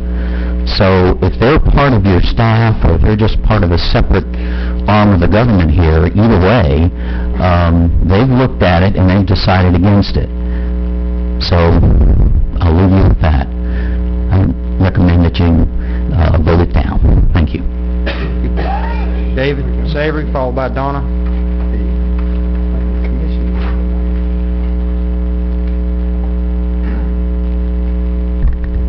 Donna and David Savory, 31 Sarah Court. What I want to say is, I've been in this county my whole life. I'm 4th generation here. I hope my children will be 5th, and I hope my grandchildren one day will be 6th. And one of the things I noticed in growing up in this county all these years is that when I was young, the county was mainly large farms, large tracts of land, very pristine, very attractive to tourists, very attractive to developers as well. The problem is if we overdevelop, we end up with things where the house or the, houses per acre, the density is increased to the point to where we're no longer pristine. And I don't want to point out certain areas of the county, but we have areas that are like that now, areas that I feel were very ill-planned, not talking about the infrastructure, which I feel were, I used to work for DOT, we're probably 7-8 years behind in our transportation infrastructures to support the residential housing that we have. But as I see this moving along, I see every time a large tract of land comes open, the attractive thing is there's so many builders out there that say, hey, if I can get 10 or more, and 10 is the minimum, or maximum, I'm not sure in this case, but if I can get a piece of land down there and buy it and stick that many houses on it, it won't be long before we don't have what I grew up with, and that's what I miss, and that's what I don't want to lose in this county, is we built in Mill Hollow because of the 1-acre underground utilities. We loved it. I've always been raised on a 100-acre farm, but I thought that was just beautiful. But when I look in other areas where the housing density is increased, and I see where it's going down in those areas, I don't want that. That's not where I chose to be. I don't want that to be what people say about Wakulla County, where we attract builders because they build and leave. And then 15 years down the road, we're stuck with those areas. And I believe that the right thing to do is not open the door on this one and just leave it like it is. Thank you. Thank you for hearing me. Donna, followed by Jim Griner. I'll be brief. Donna Savory, 31 Sarah Court. I've spoken to most of you. You know how I feel, so I won't bore you with more of that. I just want to go on record as opposing this rezoning. Thank you. Jim Griner, followed by Al Rosar. I got it close. Thank you, gentlemen. Jim Griner, 21 Bradley Court. I wanted to come here today and tell you we've been against this since we found out. but it looks like this is something we've been told is the step it's going to make it through. With that, this weekend, we've finally been able to talk to the agents. We're hoping that there's something that we can work out, since this is going to be something that's going to be passed, and we've got no choice but to accept it. But maybe in the end, we can work with them and try to figure out a way to keep our neighborhood the way it is. I can't say what the cost and what our homes will be worth. I don't know. We'll find out. And it's a shame that we got to get to that point to find out, but we will. Thank you. Thank you. I have a question for you. Sure. Jim? Yes. Howard wants to ask you a question. Would you be in favor of a continuance of this item? Yes, sir. That gives us time to talk to them. Okay, thank you. Al Rozar, followed by Ken Weber. Good evening, gentlemen. My name is Al Rozar. I reside at 30 Carmen Roselle Lane. An accident back about 8 years ago forced me to have to relocate from my property on 319, which adjoins the proposed property that I looked to take and build something that I personally don't think is in the best interest of the development of Wakulla County. I think has been mentioned, your zoning department has already done a very thorough investigation, and I think it would be advised that you gentlemen take the time and effort to sit down with them and talk about it, research it a little bit more, and hopefully see a different viewpoint as to the facts that are there that they've already dug up and are very prevalent to them that maybe you are not privy to. I respectfully want to go on record to oppose this rezoning, and again, I thank you for your time. Thank you. Ken Weber, followed by Mark Edwards. Good evening, Commissioners. Ken Weber. I own property at 33 Lamar Court. Moved to Wakulla County. My wife and I was working in Franklin County. She was working in Leon County. And we decided it was a good place to relocate. And one of the things that really attracted us to Wakulla was the school system and just the quality of life here. And Mill Hollow had it right. There was only a few subdivisions in '96, and a little bit over our price value. We decided to invest in Mill Hollow. High-density housing right next. I think we need jobs here first before we need to pack in more people. We're driving to Tallahassee, most of us, and I moved away from Mill Hollow. I still own in Mill Hollow, and one of the reasons was that 2-mile stretch from Harley Mill Road on up towards Walmart. I couldn't stand that short commute. I could stand the rest of it. So I now live in the Grove. So bad timing, 2006, owned 2 homes.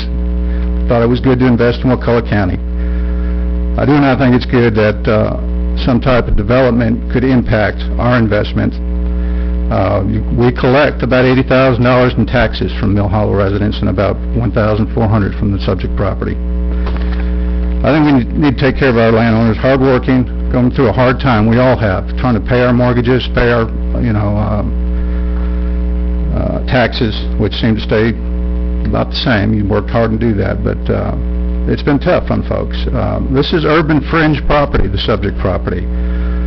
I think the future land use map has it right. It should be urban 1. Let's put 2 units per half acre, and let's taper it down. No reason why the frontage shouldn't be commercial, and I do think we should develop the property, but we need to do it right. Thank you. Thank you. Mark Edwards, followed by Kelly Holmes.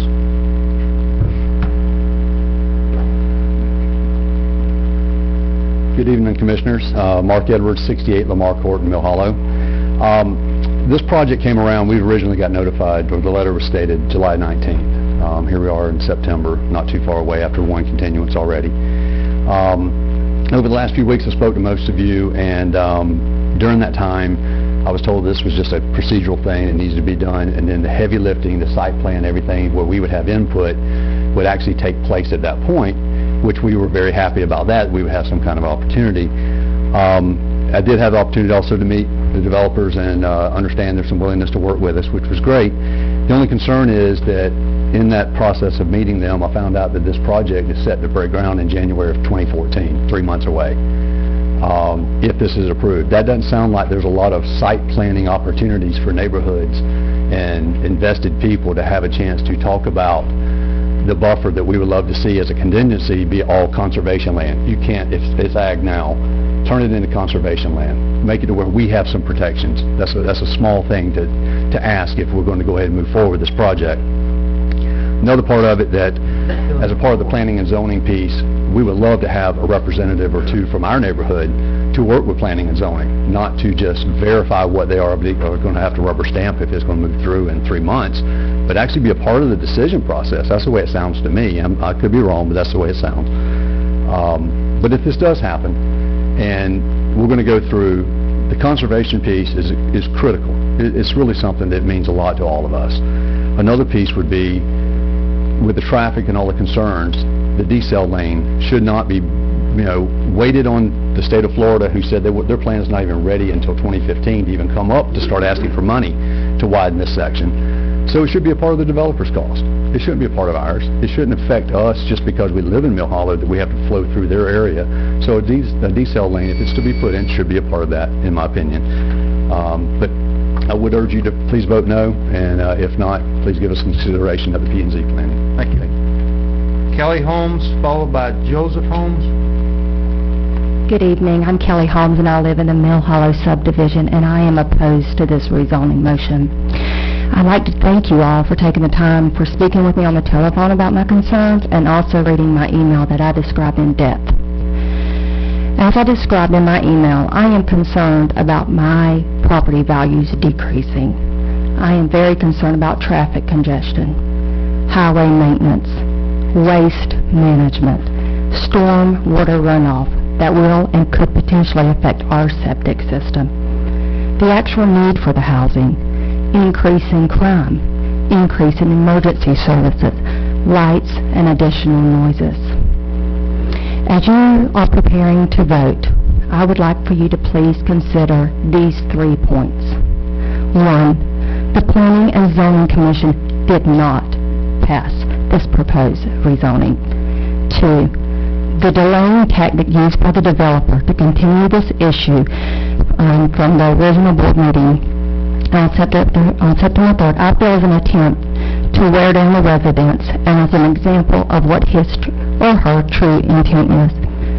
And the fact that someone can fill out the appropriate paperwork and follow a process should not automatically mean an approval.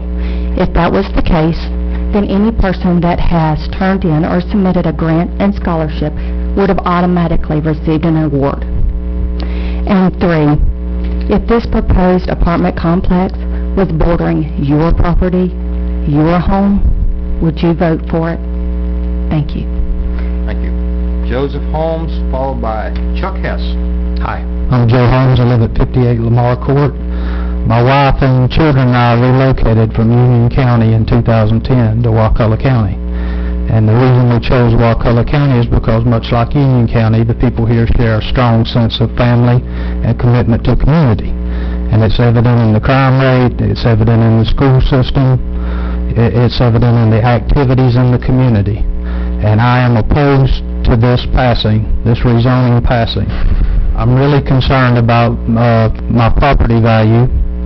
I'm also concerned about the congestion, the increased maintenance on the highway that the taxpaying citizens of Wakulla who've invested in this community will have to pay for. I'm concerned with potential drainage issues for our community, nuisance issues such as noise, lighting, waste management, and also the potential for increased crime rate and property theft.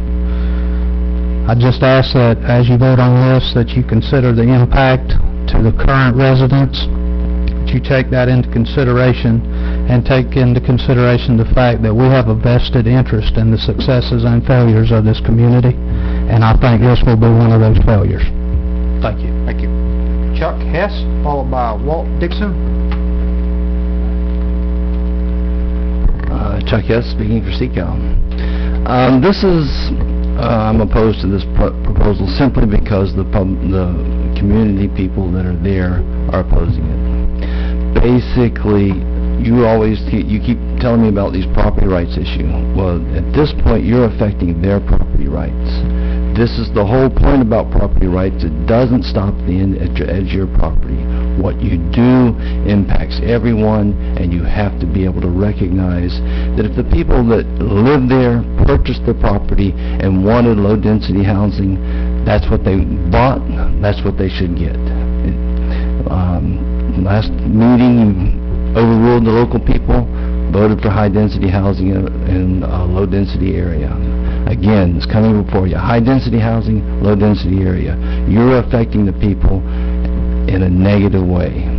Even though it's not their property, you're affecting their property rights. Thank you. Thank you. Walt Dixon, followed by Dennett Rainey.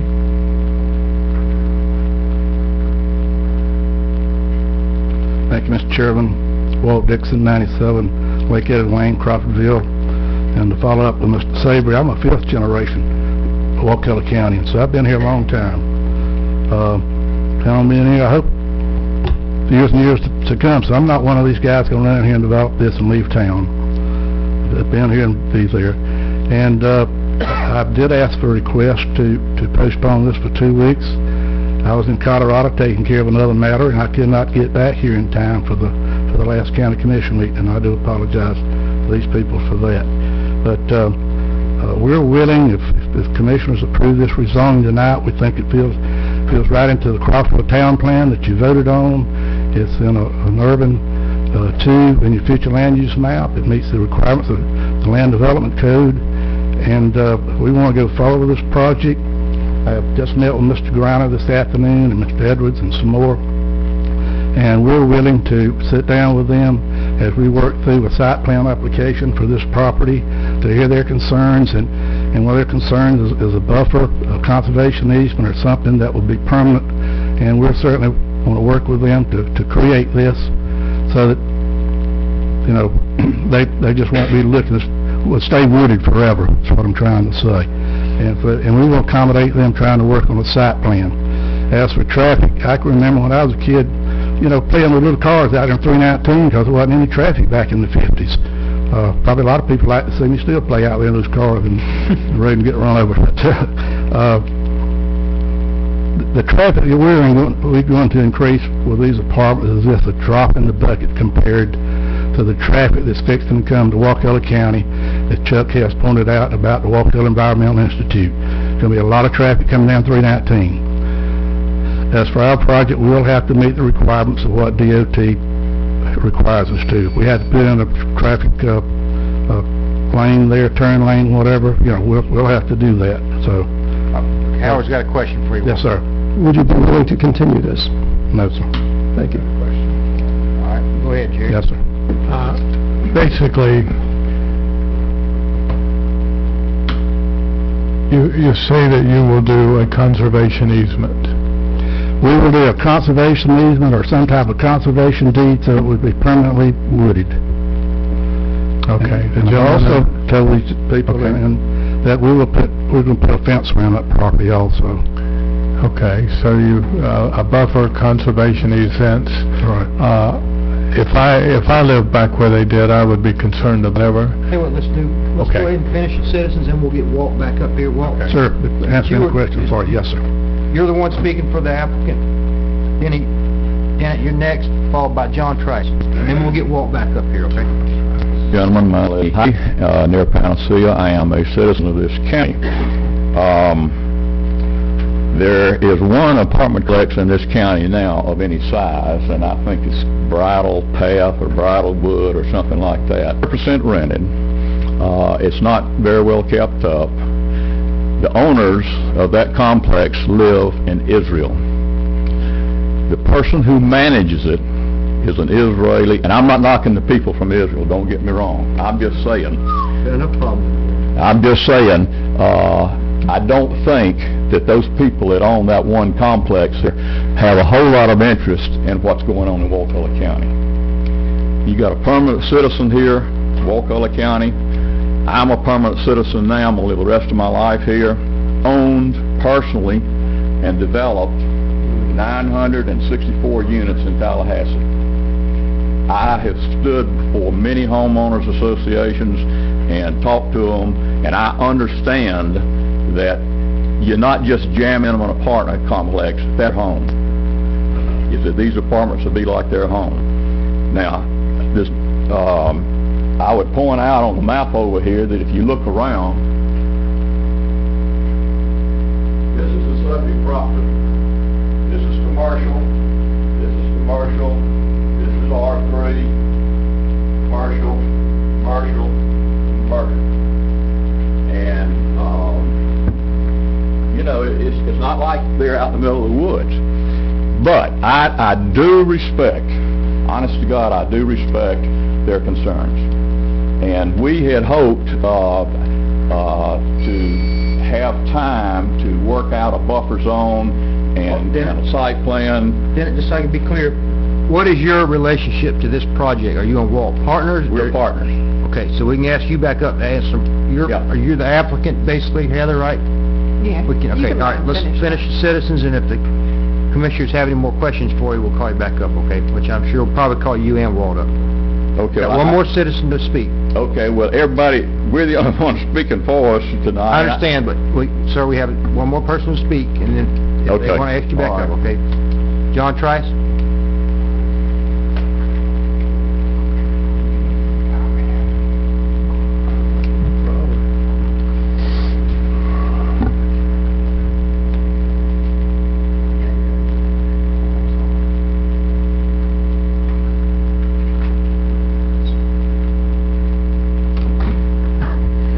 John Trice, I'm like Walt. I've been a citizen here as long as he has.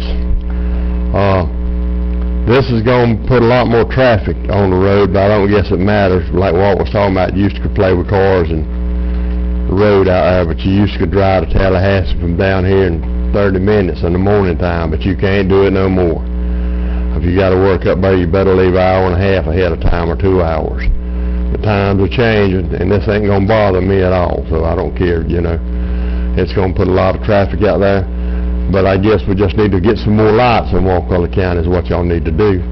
Because when I come from church on Sunday morning, they got a policeman flagging traffic down in the Dome Church, so people can get out from the Dome Church down there. So I guess we'll have to get some more traffic lights, maybe put a light down there, so people can get in and out. That's what we're going to have to do if y'all keep letting people build everywhere. Y'all might as well get ready to put some more red lights in Wakulla County. So, we're growing, y'all keep building houses and let people build houses on 319, but you don't want to put no lights on this road. So you're going to have to, or hire more deputies so they can flag traffic like they do down there on Sunday morning, coming from church down there. You're either going to have to get ready to fork out some money for red lights, or you're going to have to get deputies to flag traffic. So, if Walt wants to build it, let him build it. But just get some more red lights. Thank you. You want to both come back up to the podium? I mean, you can both come up at the same time. You're both, Anyway, yes. y'all partners on the deal, right? Right, We yeah. have questions. Howard, did you have some more questions? Yeah, I had a bunch. Did y'all have any? Sure had one. Okay. Go ahead, Howard. Okay. So, I may have been misled or misunderstood or something. I thought there was a desire to continue this. And now I'm hearing that there isn't. And I heard that there was an opportunity for the homeowners association and those affected residents near this development to come to an agreement with the developers, and I was disappointed. You know, I made my motion on that premise from what I was told, that the continuance was something that was actually being looked for. I think that would give an opportunity for the homeowner association and the developers to come to an agreement, and instead of having something shoved down their throats, we hopefully can get to an agreement that would be satisfactory for both. I'm not hearing that now. I'm not hearing that now. I don't think we can. Can we put restrictions on the rezoning? I'm not asking for restrictions on the rezoning. I was asking for a continuance so that we could clarify this buffer and establish what that buffer would be, and then come back with this project. Okay, when you We said, had- hold on, when you said Walt and the homeowners reach an agreement, so they would have an agreement between Walt and the homeowners, would be a written agreement, and the county wouldn't be involved, or? However that would be, I think there was a potential there to be harmony in the community rather than bad feelings. All right, let's let Walt. We certainly hope there won't be any bad feelings. We were under the impression it could be continued to the next meeting. We found out from the county staff and everything that we couldn't continue it and you couldn't continue it. It'd have to be, the process would have to start over again, advertise and send out all these letters to these people, et cetera. So that's why we said, we can't continue it. We have got to get a site, if it's approved tonight, we've got to get a site plan that's got to be approved by the county. And I told Mr. Griner and these other gentlemen and ladies tonight that we will get with them, we will work with them on our site plan. We want them to be happy neighbors. And while we work on the site plan, we're going to be working out some type of buffer that they can live with and we can live with. And so we will be working with these homeowners. So, let me pursue this a little further. You're working with the homeowners, and you're going to come to some kind of agreement on a buffer. Now, originally I was told this buffer was something like 195 feet, and a portion of that would have to be used for a water retention pond. Right, as it's zoned right now, there's 195 to 190 feet strip that is zoned agricultural. Correct. And in that zone that butts up against them, that's where we will try, we're not going to try, we will create some type, a permanent, I call it a conservation zone because it'll be some type of designation so that it won't be changed. It'll stay in its natural buff area with the tall trees that's on there now. But we don't know the width of that at this point, right? And he doesn't commit to Right, we've got to sit down with these gentlemen and work it out. Well, let's see if we can just establish some guidelines right now. Originally I was told it was 195 feet, and a little portion would be needed to take out for the stormwater pond.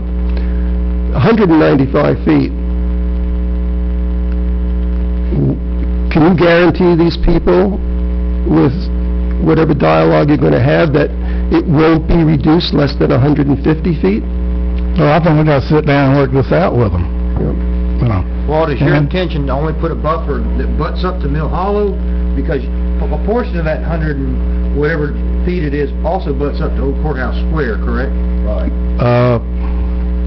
Let me get the specs on them. Yeah, and we've already I've discussed with Jim, the buffer. There's all kind of different ways to design the buffer, to give them a wide buffer where our property joins theirs, and then where it doesn't join theirs, down, I guess, north.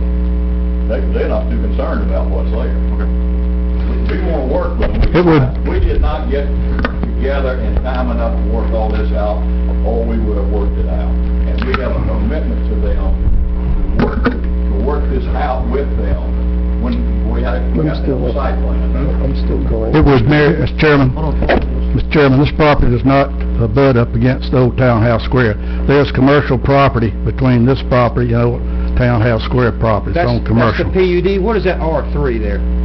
That it butts up PUD, to? that's the, No, I know what the PUD is. What's the R3 that it butts up to on the west side? that is multifamily.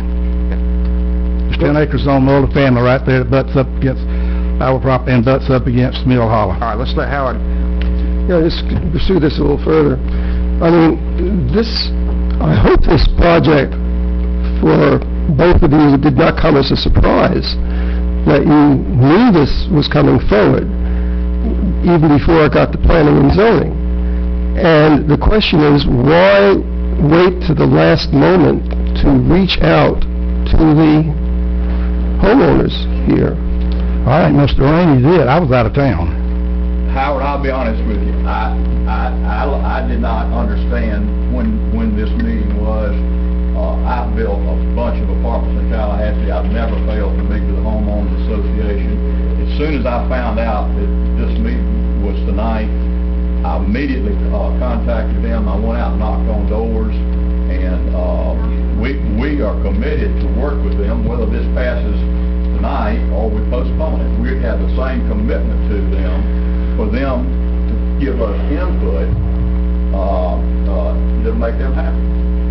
So, and I'll just make my last comment and then I'm finished,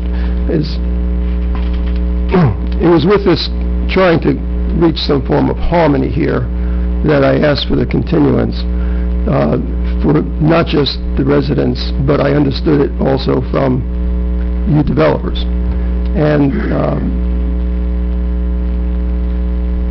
I'm asking the board to consider. I mean, you know, We can do this in site plan. I understand that. You know, you came to my office, you sat with me, and I said, listen, I'm sort of superfluous here as far as a vote in your project. You're dealing with a board that looks very favorably upon these things, with no ill feelings, but that's what it is. And if developers don't get things done now, they're never going to get anything done. But I'm asking the board that you have the power to go ahead and vote 2-1 possibly on this and it passes, or you can have the opportunity to give a continuance so that this neighborhood can get together with these developers, hammer out an agreement, they themselves, and we can go bring this back and go forward. But we don't want to have to start all over and re-advertise and pay all the fees. Mr. Chairman, we know we gotta do a site plan. That's why we can work with these people. What's the cutoff on having to do a site plan? What would make them have to do a site plan to come back before the board? Well, 20,000 square feet is the floor area threshold. If they do 20,000 square feet or more, they have to come back, they have to meet the landscape requirements, they have to come back before the board, and we could at that time require a buffer as a condition of the site plan approval. Is that correct? That's right. That'll be... Agree with it. Even if Walt said, I want to get a 50-foot buffer, and we said the only way you're going to get approved is 150 foot, we could make that as a condition of the site plan. Is that correct? That's right. They'll have to do a site plan regardless, but that threshold is what comes to the board. And that's the time to address issues like buffers and turn lanes. All right, one more time. Yeah, that's it, and I'm finished. Does this come to the board as a preliminary plat or a final plat? It would be a site plan. They're not Okay, subdivided. so the site plan itself, when it's first created, is coming to the board. Yes. And who sets up the criteria of what that is before? Do the residents have any input? Well, they have to meet the requirements of the code and our technical review committee. And like I explained to some other homeowners, if they were going to subdivide it like Old Courthouse Square, I think, if they were going to subdivide it and sell lots, then yes, it would be a preliminary plat, and that would be approved by the planning commission only, not us at all. Right. Yes, sir. All right, do y'all? Excuse me. This will provide a good many jobs for probably 1.5 to 2 years, and about a dozen permanent jobs for this county, well-paying jobs. Okay. I think you ought to consider that. All right, Jerry, you got things to say? Yeah. But Walt is sort of an anomaly. At one time, I was talking to Walt, and he said he loved this county so much that he hoped that nobody else came to the county.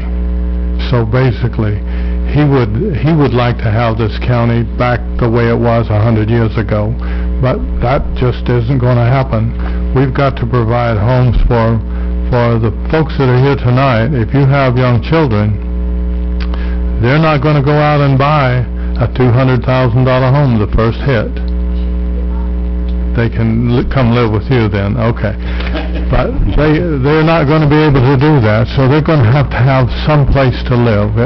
It'd be better if it was somewhere else. But the people who have lost their house in this economy, they are having trouble finding a place to live. They cannot go out and buy another house. So it's a little difficult, but I'd like to ask Walt basically, Your R3 zone, and I think I asked there, that's probably 8 units per acre. And how many acres is that? Right behind you there, the R3. R3, that is 10 acres. So It's on R3.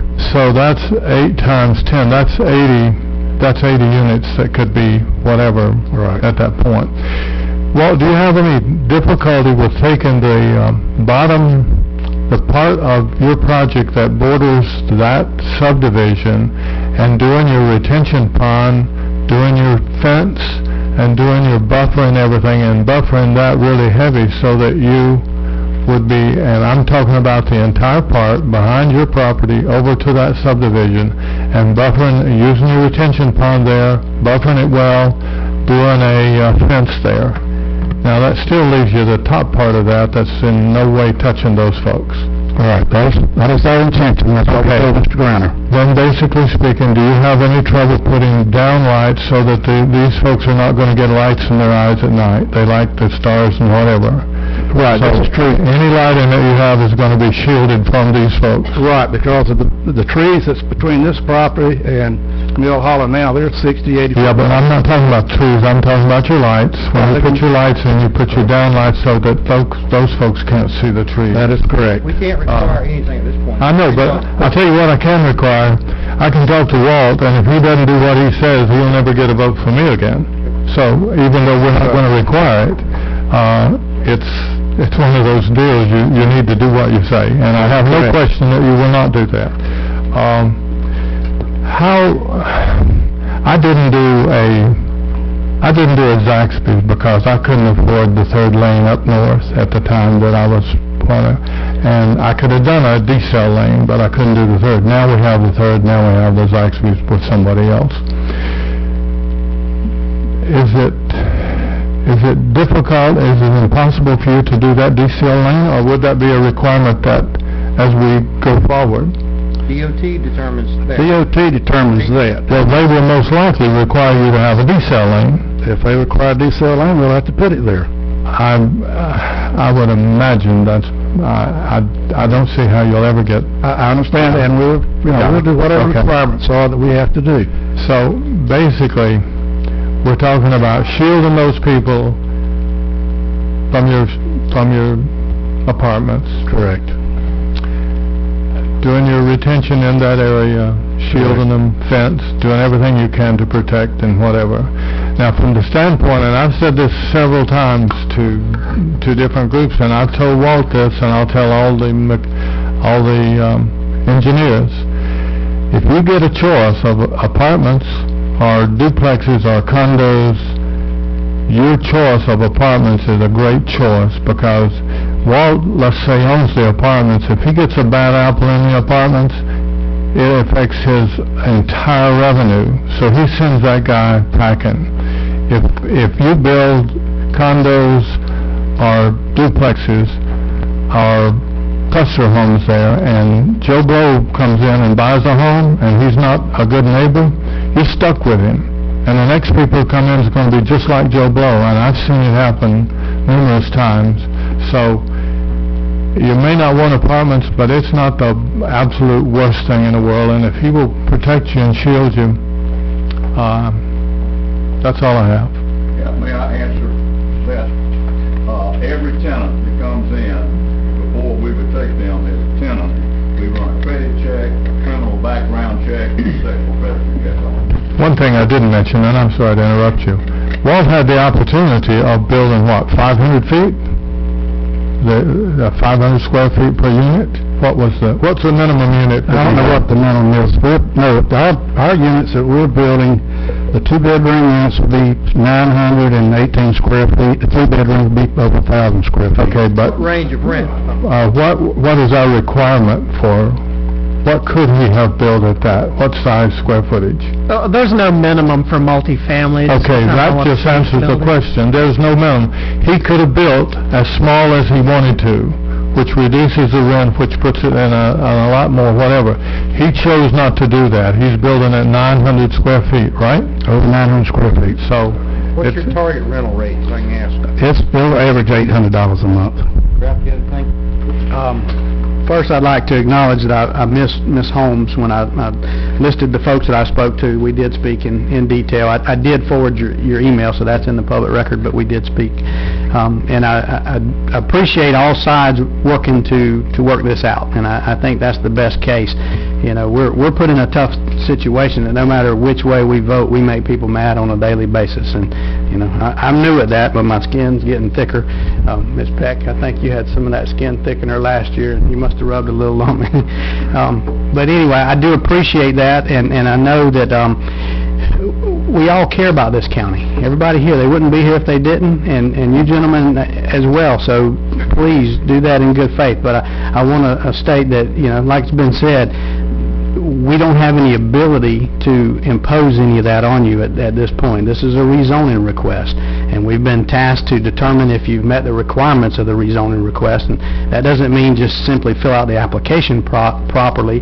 That means, have you met our comp plan? Have you met our future land use map? The projections that, or the plan that was put in place before this came about. And, you know, our planning and zoning department has told us that you do, and we'll certainly have to work through the nuts and bolts of what you're bringing at a later date. But right now, we have to be careful. I'd like to state this doesn't have a bearing on the decision here, but it's important to note that we're charged with making that decision of whether or not you've met that application. Lee County, Florida, just had a similar situation where the project met their comp plan. Citizens opposed it. The commissioners went with the citizens and says, our people don't want it, so sorry, we're going to vote no. Lee County, Florida just paid a settlement of $8.2 million because they did that. We have the authority to do that, but we need to make sure that that authority is going to stand, and the good citizens of our county are not going to have to pay the price of a bad decision later on. And so I'm not going to keep talking, but I think it's clear that you've demonstrated the application, and please, these are good folks, and negotiate with them honestly, and I hope that you can bring something back that we're not dictating, but you can be good community members. We're going to be good citizens, and we're going to do exactly what we said we would do with these people. All right, is there any more discussion? All right. Time out. Howard, you done? Yeah. Okay. All for the motion? Aye. All opposed? Aye. Motion passes 2-1 with one Go ahead. abstention. You want to take a 5-minute break? Well, I was going to say, you want to take a 5-minute break, and then we'll Yes, get we general do. Take business. a 5-minute break. We'll be back in, 5 minutes.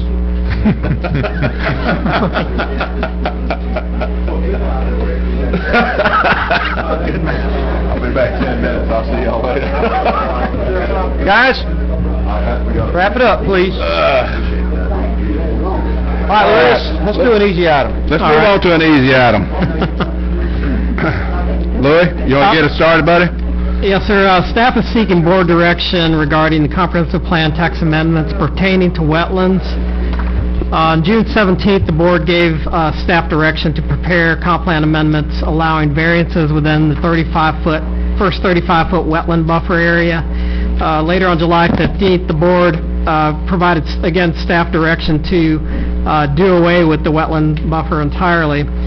Staff is seeking board direction on these two previous directions, and we provided some draft language to also get your input on. We've provided two options on this. The first would be the original request to allow variances within the first 35 feet. It also addresses whether or not the board would like to change the 75-foot buffer to 50 feet or 35 feet or anything in between.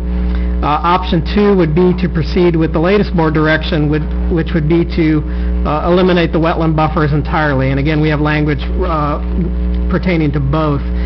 Staff does have some concerns that we would like to address with option 2, given that we believe the state will likely have some comments on this. So whichever option you choose, you're going to have to justify and provide data analysis supporting this, and option 2 does present some difficulties in that regard. There's also potential impacts to the county's community rating system dealing with flood insurance that could result in doing away with wetland buffers entirely. All right, Louis, I checked on that before we go too much further. The community rating system, we are not getting a credit right now for our wetlands protection. So if we get rid of it, we're not being adversely affected, we're getting rid of a credit we could get, which my research tells me is minimal. I'm not taking sides on the issue, I'm just stating the fact. That is painting it one way, and I don't think that's totally clear as far as how minimal it will be in the future if we eliminate these wetlands protections. Well, that's what the woman from the CRS, Community Range System, told me. All right, go ahead, I'm sorry. You're right, we are not getting credit for it currently, but we are going to take a comprehensive look at our CRS system, and that is an item that we could potentially get points for. In addition... I'm sorry, let me... Okay, go ahead. Let me explain what she told me, is that you get credit for the developable wetlands that you took out of the system and you didn't allow variances on. So basically, it doesn't count any wetlands in any national property, state property, anything. It's only wetlands that are in developable lots, and you can only take out that first 35 feet if the ordinance stays the way it is, because you do allow variances in that 45 foot now. So if you took all that, and she said you'd take that as a percentage of the total floodplain, so that's why I said I figured it'd be a very small impact. And that's one of the things that we need to identify is how much land are we really speaking about when we're looking at that 35 feet around isolated and jurisdictional wetlands. But I'd like to make a motion to actually schedule a workshop and look at these two options that are being brought forward along with any other options, and develop this more fully so that we can start with a basis of moving forward rather than trying to make a decision tonight on option 1 or option 2 or hammer out some compromise between the two. We have a lot of questions to answer, such as I don't want to go in unless there's a second to holding that workshop and getting more information. Is there a second? So does your motion include tabling this item and holding a workshop? Yes. I wouldn't be opposed to having a workshop, but I'm not interested in tabling this at this point. Okay, there's no second. Louis, go ahead. I was just going to say, in addition, there is the county's going through the Basin Management Action Plan with DEP at this time, and we are getting credit as far as sufficiency of action for the wetland buffers as they exist now. So these are some concerns. There are a lot of issues, and I'm sure there's a lot of questions that the board will have throughout the process that staff will need to research. But at this time, staff is seeking board direction on this item. Well, what he's really, you two guys are in the catbird seat right now. What Louis is he's got the two options: the one that was voted 4-1 to proceed with, and the other one that was voted 4-1 to proceed with. The question is, do we want to get totally rid of it, or modify it to allow the variances and take out isolated wetlands? I ran on the issue of sending the wetlands back to the state, and the citizens of the county decided that was probably a good thing, and so I will stick with what I said. I think too many politicians say one thing, do another, so I'm gonna stay with sending the wetlands. And Louis, I disagree with you. I don't think the state is going to hold us to a standard that they don't have themselves. I don't think they're going to say, well, the state of Florida doesn't have this requirements and whatever, we don't give these benefits for whatever, so therefore, Wakulla, we're going to make you a poster boy for this sort of thing. I just don't believe the state of Florida will come back and say, Wakulla, we don't do it, but you need to do it.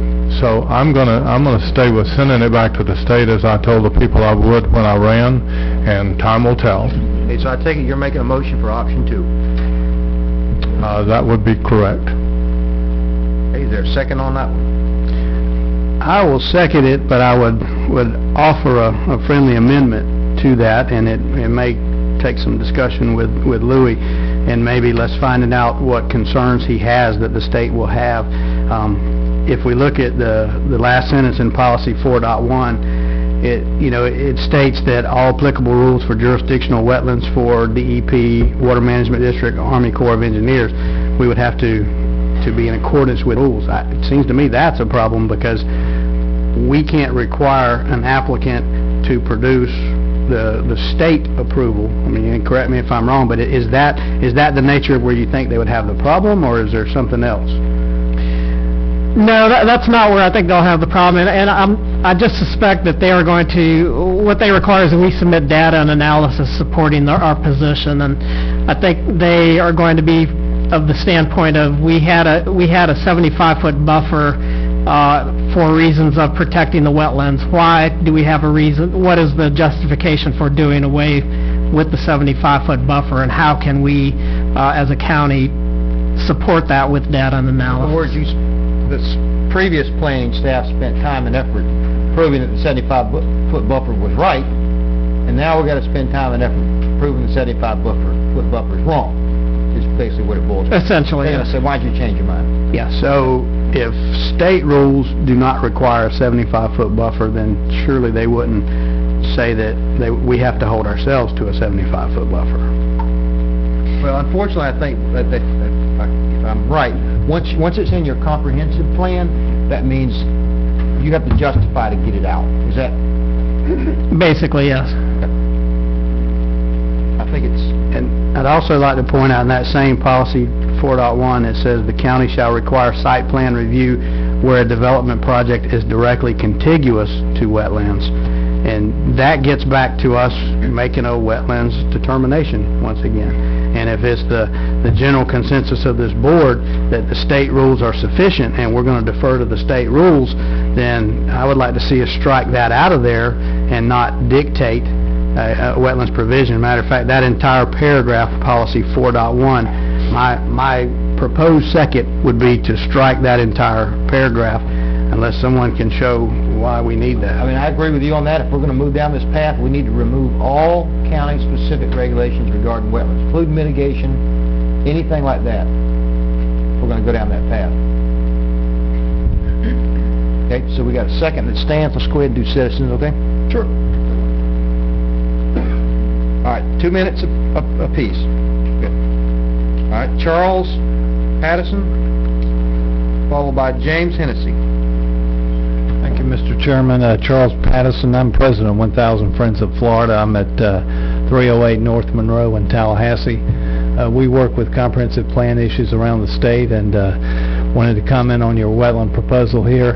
Our suggestion was that you postpone doing any action at this point just to gather some more information. I think you heard from your staff that data and analysis is going to be an important part of proceeding if you choose to do that. And I just wanted to mention a couple of questions that were apparent to us that I think your planning commission would probably benefit from hearing answers to, and I think you could get experts to help testify and inform people.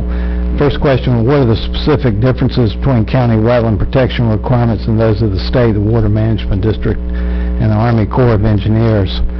Second, have county required wetland setbacks from jurisdictions or isolated wetlands prevented lot owners from building on their property? Is the variance process for building within wetland setbacks adequate to protect private property rights? What contribution to environmental quality do wetland buffers provide? What grandfathered provisions exist regarding lots platted prior to the adoption of the county's wetland rules? What values do isolated wetlands provide? Again, we think that would be helpful and would recommend you postpone acting on this tonight. Thank you. Thank you. Thank you. James Hennessy, followed by Bob Danzy. Good evening again, Commissioners. James Hennessy, 90 Shady C Street, Spring Creek. I think this repeal of the ordinance remains, in my view, a solution continuing to be in search of a problem to solve. And I think it's dangerous to our environment and our economy. I think everybody knows Wakulla County is all about the water. Whether it's the water of our springs, whether it's the water of our streams and rivers, whether it's the water of the Gulf and the water of the wetlands. And they're all interrelated. You cannot separate them from one another, and I think it's foolhardy and dangerous to do so. And we need a healthy environment for the economy, and we need a healthy environment for all of us to live in and be proud of. I can understand the the notion that the commissioner has raised about not wanting to have a referendum about it, everything, and I agree that that's not feasible.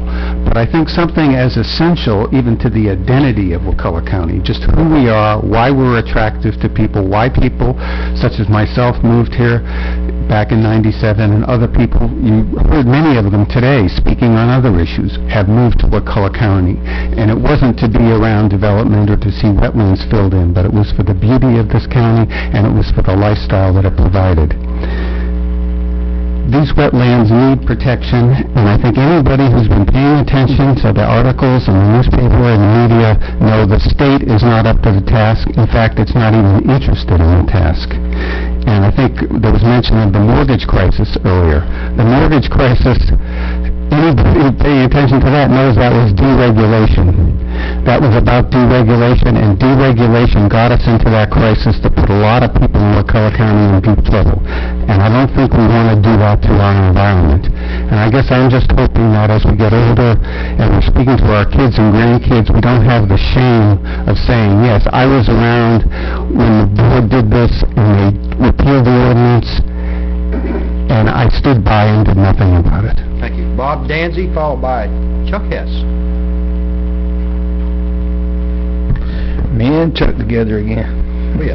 You almost turned cards in at the same time. I bet we was up there together. My name's Bob Danzy.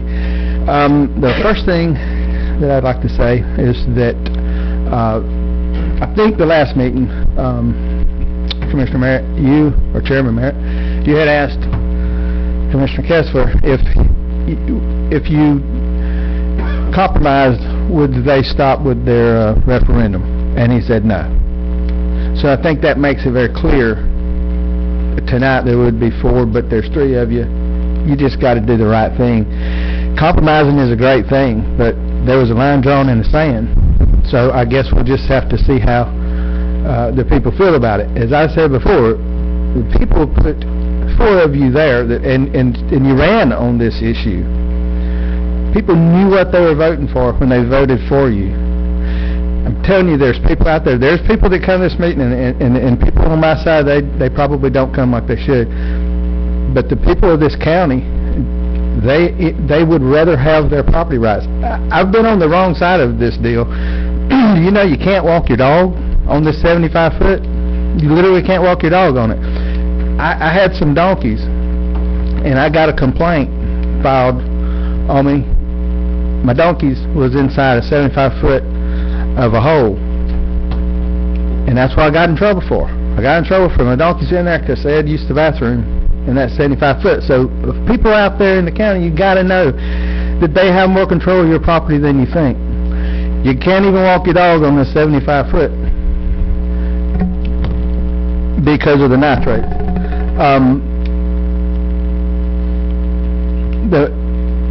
If the state allowed us to have this, I certainly think that the state will allow us to go back to their standards. I respect what Louis is saying. And lawsuits is the other thing. Thank you. Chuck Hess, followed by David Damon.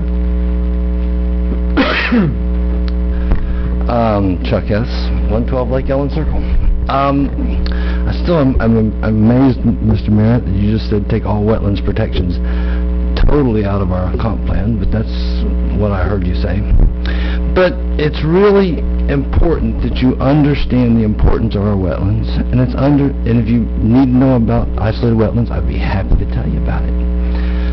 What you have here is an opportunity to move the county forward and protect it, and that's what you need to do.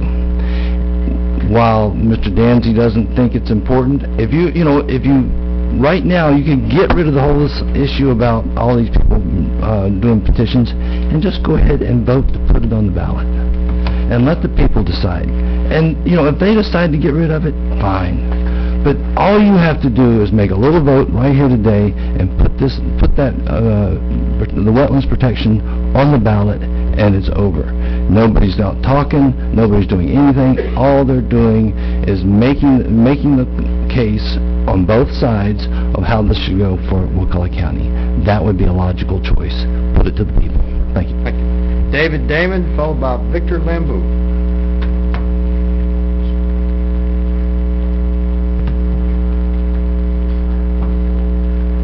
Thank you, David Damon, Crawfordville. Okay, I want to make a little educational thing for you guys here because I keep hearing about how the state can take care of our wetlands. Let's take a look at all these recent articles about Governor Scott and DEP. And every one of them is slamming Governor Scott for his gutting of DEP. Polluters are getting away scot-free in Florida, quite literally. Governor Scott has slimmed down Department of Environmental Protection. They're not doing their jobs. DEP collected 70% less in fines from violators in 2012, and the agency opened half as many environmental investigations as it did the year before. One of the 58 DEP employees laid off by Scott's cuts told the Tampa Bay Times, "I've seen the way politics has influenced that agency in the past, but never like this." It's not about compliance with the rules. It's about making things look like they're compliant. This is who you guys want to turn our wetlands over to. So don't be fooling all these people saying, oh, the state can take care of it. Look at that. All you have to do is Google DEP and Governor Scott if you actually want to learn what's going on, which I don't think any of you really want to know these facts because it's easier for you to tell all these people out here something to the contrary. Under Scott's reign, the DEP has also repealed over 300 environmental rules. As of May, the department has found only 145 incidents in which the state's environmental codes were violated, reports the Orlando Sentinel. Compare that to 2,289, the amount of enforcement actions in 2010, the year before Scott was in office. So they went from 2,289 before Governor Scott got in and gutted DEP and fired all the attorneys that had successfully prosecuted wetland violators. Do your homework, please. Victor Lambu, followed by Chris Russell. Thank you, gentlemen. You know, the evidence is that you're not going to get enforcement of the wetlands unless it is done locally. You know that, but you want to deny it. I know you've made up your mind, but you're not willing to give the people that choice. But you also are taking a path that's going to put the county in a very terrible position. If the referendum or the petition drive that we're doing, and it is going to be successful, you're not willing to wait and see what happens. You're going to have a lack of regulations, and it's going to cost a lot of money to everyone. Why don't you have the guts to wait and see what happens? That would be the prudent thing for y'all to do. You know, what is Wakulla County? What do we have here? What is our industry? It's a tourist industry, and it's a homeowners industry for people that work in Tallahassee. And why do tourists come here? Because we have the wetlands that produce the habitat that drives them. That's what brings the people to our restaurants. That's what produces the fish that the people come here to fish and spend their money for. And what do people come here to live here? To get away into a rural area where they can get away from the big city atmosphere. They're willing to travel to live here. That is our economy. You know it. Why don't you wait and see what the people want? Because you are going to find out, but you're going to do terrible harm. I think you should have the guts to let the people decide. Thank you. Thank you. Chris Russell, followed by Ron Pisecki. Good evening, Commissioners. Chris Russell, 92 Pimlico. Thanks for this chance to speak. I guess I'm just kind of lost, and like the gentleman said before, where's the void? What's the problem? I was talking to Louis recently about this, and I said, hey, you know, how do we do it now? Well, if there's a situation now, we don't have a wetlands expert at the county, so it's incumbent upon the applicant to go out and pay to have that done. So I thought about the days when I was at DEP. We used to do that.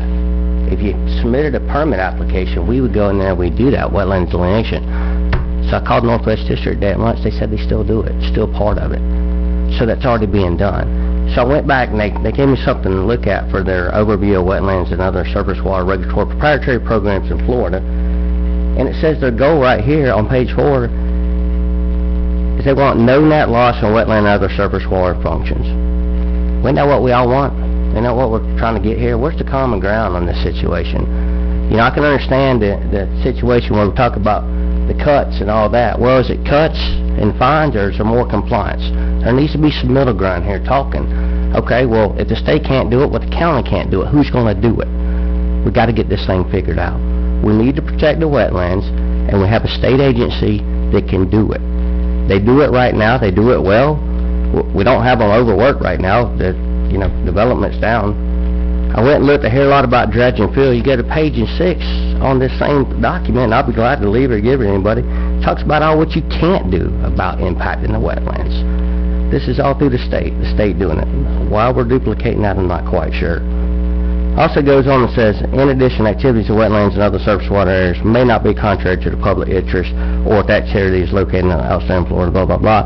But it goes on to say that can not be economic. It has to be purely based on environmental. We have regulations in place. I can't figure out where the void is. I can't figure out where we can't get together. I agree with Dr. Kessler, a workshop's needed. Unfortunately, it's kind of coming a little late on this situation. Hope you'll look at this accordingly and move forward with your plan. Thank you. Ron, followed by Eugene Watkins. Yeah, Ron Piasecki, 137 Royster. Number one, I would not support the option to turn it over to the state. I've been here about 12 years now, and I was very proud about 8 years ago to see the county commissioners and the chamber recognize that we don't have a railroad, we don't have an interstate, we're not going to get big business down here. Joe Barry said, hey, I'm going to help. It builds a hotel, starts a green guide program, gets TCC to come down here. Bob Ruda comes up in front of this group and says, it's smart to be green. They supported the wetlands ordinance. Why? They knew the importance of wetlands. Option 2, get rid of isolated wetlands. What are they? I've asked Commissioner Merritt. I don't know. No definition. I'll talk about it. I asked Louis. No definition. So how are we going to get rid of something we really don't know what it is? So I prepared and sent to each of you layman's language of what is an isolated wetland. And I did that after going through 6 inches of scientific documents, and you know I'm not a scientist, to come up with layman's language that we could all understand. Ergo, a need for a workshop to get better understanding. Talked to Terry Peacock, manager of the refuge, the largest wetlands manager in the county. Isolated wetlands are critical to the refuge. They provide breeding grounds for certain species because they're dry salamanders, and there's some endangered salamanders on the edge of the refuge. They go in when it's dry, lay their eggs. When water comes during the wet season, eggs hatch, salamanders go to the dry land. If they tried to breed in ponds where they're fish, they're dead, they're gone. So keep what you've got, or at a minimum, if you're going to go this way, at least keep it within, we'll call it, protection zone, and live up to your obligation to protect the springs. Thank you. Eugene Watkins, followed by Rick Groves. Eugene Watkins, Crawfordville, Florida. As a previous speaker mentioned, DEP has some written rules on the wetlands. As we've seen in the slideshow, the politics up in Tallahassee right now really doesn't let people enforce environmental regulations. As a matter of fact, as mentioned earlier, some attorneys have been fired for trying to do their job. And then another issue, we've talked about, the opposition talks about they're confident that they got the citizens' vote to get rid of this ordinance, and I'm going to stand up here before you right now and tell you I'm very confident that we have the citizens to keep the ordinance.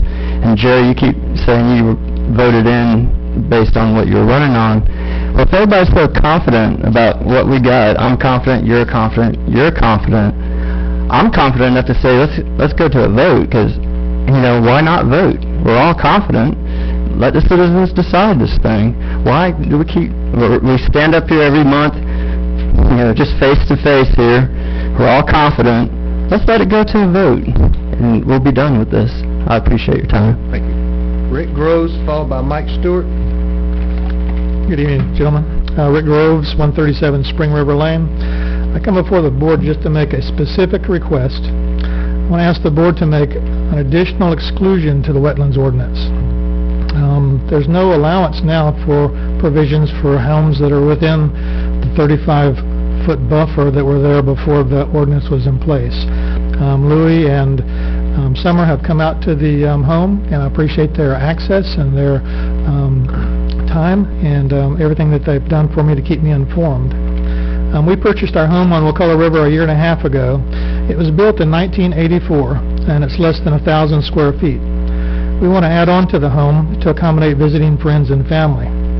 Due to the floor plan and layout, we can't do what we need to do on the upland side of the house. The 35-foot part of the house is in the no-touch zone, so we can't do what we need to do. It faces the Wakulla River. The living area is on that side of the house, the 35-foot side. Bedrooms and bathrooms are on the other side, so to go in from the front side is uneconomical. We tried maybe going up on top of the house to build on. The pilings won't support it. We recently found out from the new FEMA regulations that we have to raise the house 2.5 feet to accommodate their compliance, which is parenthetically the same height as the house on St. George Island that I heard about. And this is 9 miles inland, north of the lower bridge. So it's getting more complicated as far as regulations goes of what we can do with the house and what we can't do with the house. And recently I thought that we could save $20,000 if we don't have to move the house off the pilings, put new pilings up, and then move the house back, if we just had a structure to the side of the house where the new pilings at the new level would be. That is still restricted because it would be in a 35-foot zone to be able to attach it to the house properly. The current wetlands ordinance has sections for variances and exclusions. Realistically, the variance section cannot take into account all possible scenarios. Sir, I'm sorry, time is... Oh, I'm sorry. That beeper's for. Okay. Thank you. Can I just add a conclusion? Very quickly, please. Due to the nature of the rare situation, I'm asking the board to add an exclusion to the wetlands ordinance that would include homes now in the buffer zone built before the buffer zone was implemented. Thank you. Appreciate it. Mike Stewart, followed by John Trace. Well, I am confident that if you guys don't do what you're proposing to do tonight, or if you let it go on to referendum and it's voted on that the citizens, what the majority of these citizens say that is going to happen, we're in for big lawsuits. I'm telling you right now. So I'm going to give you some rationale, hopefully here, that you can use to justify what you're about to do tonight, I hope. Katie, if you'll notice, if you will, just take this whole square, might represent 5 acres. I just use 1 acre, for instance. I went back to some of my old math back in high school, and I pulled out that power square formula, and I said, well, this might do some good for once. And sure enough, that radius represents 117.8 feet in a 1 acre wetland. Now, I'm all for the wetlands that are there. They need to be protected. I absolutely believe that. And we need to do everything we can to protect them. But if you go to the next slide, if you add that 75-foot buffer, you have now taken that 1 acre that's sitting in the middle of that 5 acres, and it went from a radius now of 192.8 feet, which now creates an unusable area of not 1 acre, but almost 3 acres, 2.68 acres. If you squeeze that 1 acre down to a half, that number goes up. It gets greater. I'm suggesting to you that you are going to set this county up, either if y'all don't do what you're proposing to do tonight, and you allow the citizens, and I hope the citizens are listening, because if they do this, and they take control of this whole thing, they're going to bankrupt this county. And you guys are going to have to sit here and fork out the money. I know. I want to qualify something I said earlier concerning a sitting commissioner costing this county hundreds of thousands of dollars in lawsuits over this very thing. Because I know this to be a fact because I was appointed by this board, the sitting board then, to settle each of those lawsuits with the attorneys. I know it can happen, and it will happen again, and this is going to be unusable property, folks. That is wrong. Thank you. John Trice.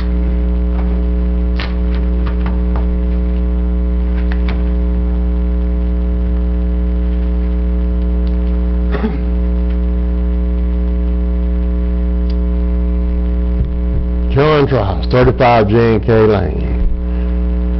What Mike's talking about may be a great point. That's exactly the reason why Mike's sitting out here and not on that side of the table. Talking about the wetlands, if we don't have a wetland ordinance in this county, we're gonna mess up a lot of stuff. Y'all seen in the paper where we're having trouble in Apalachicola about the flow of fresh water with Georgia over there, about what the state's suing Georgia, about the flow of water over there. It's happened. Y'all talking about DOT and all them taking care of the water and the wetlands in this county.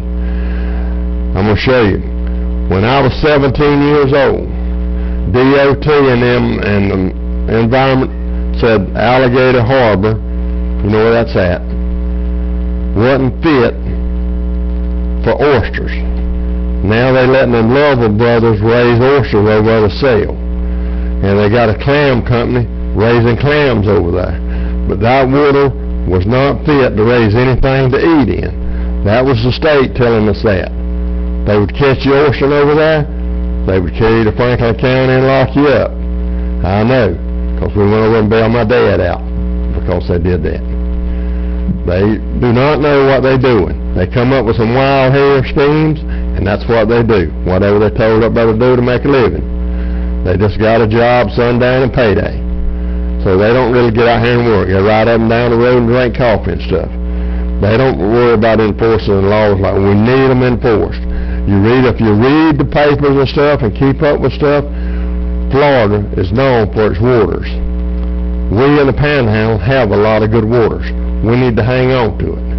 If you keep up with this stuff, guys, you all know that we have good water around here. But we can mess it up. South Florida's done ruined their water. We don't want that to happen here. So we need to keep our water good. Y'all are sitting in the right place to take care of our water. You can do it or you can let it ruin. That's all up to you. Thank you for letting me speak. We'll start on this side and work our way down. What's the motion? If you want to. What's the motion?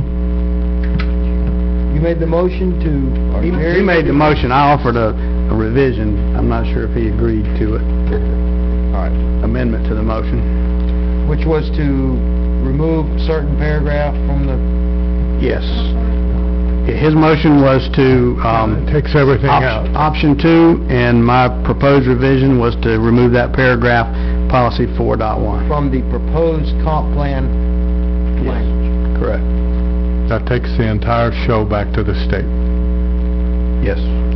Okay. Do you have any comments? No. Do you?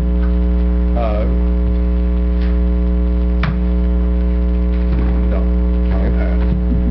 My only comment is that, I offered a compromise of sorts, the other side interested in it. Given the choice between what we got now and what you're proposing, I'm going to support you. Howard, go ahead. Thank you, Mr. Chairman.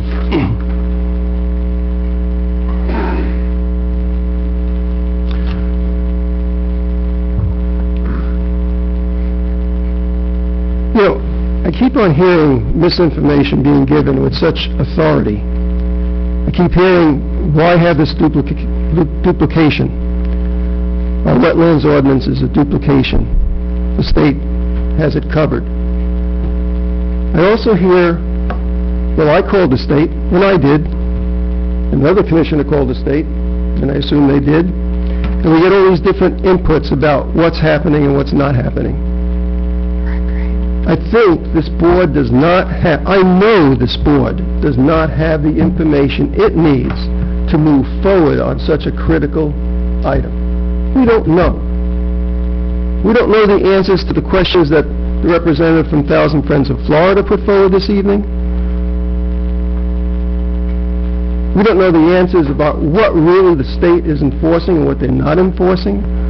What are the state setbacks from isolated wetlands?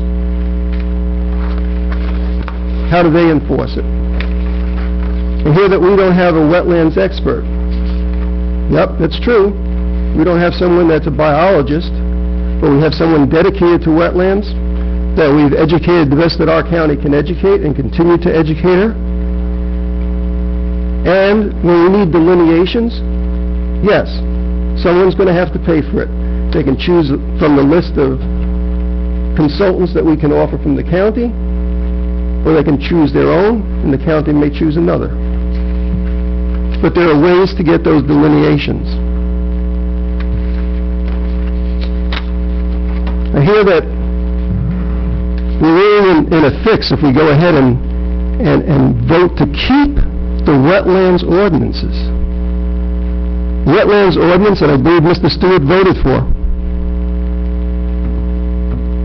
I hear that I ran, and I'm keeping my campaign promises, that I ran on getting rid of the wetlands ordinance. I don't remember that sign around the county. I do remember more jobs. I don't see more jobs.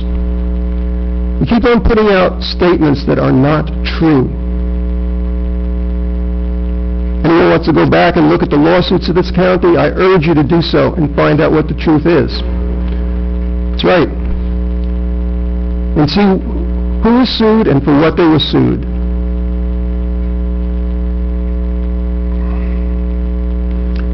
We need to have a workshop before we proceed in making a decision about what we're throwing out and what we're keeping.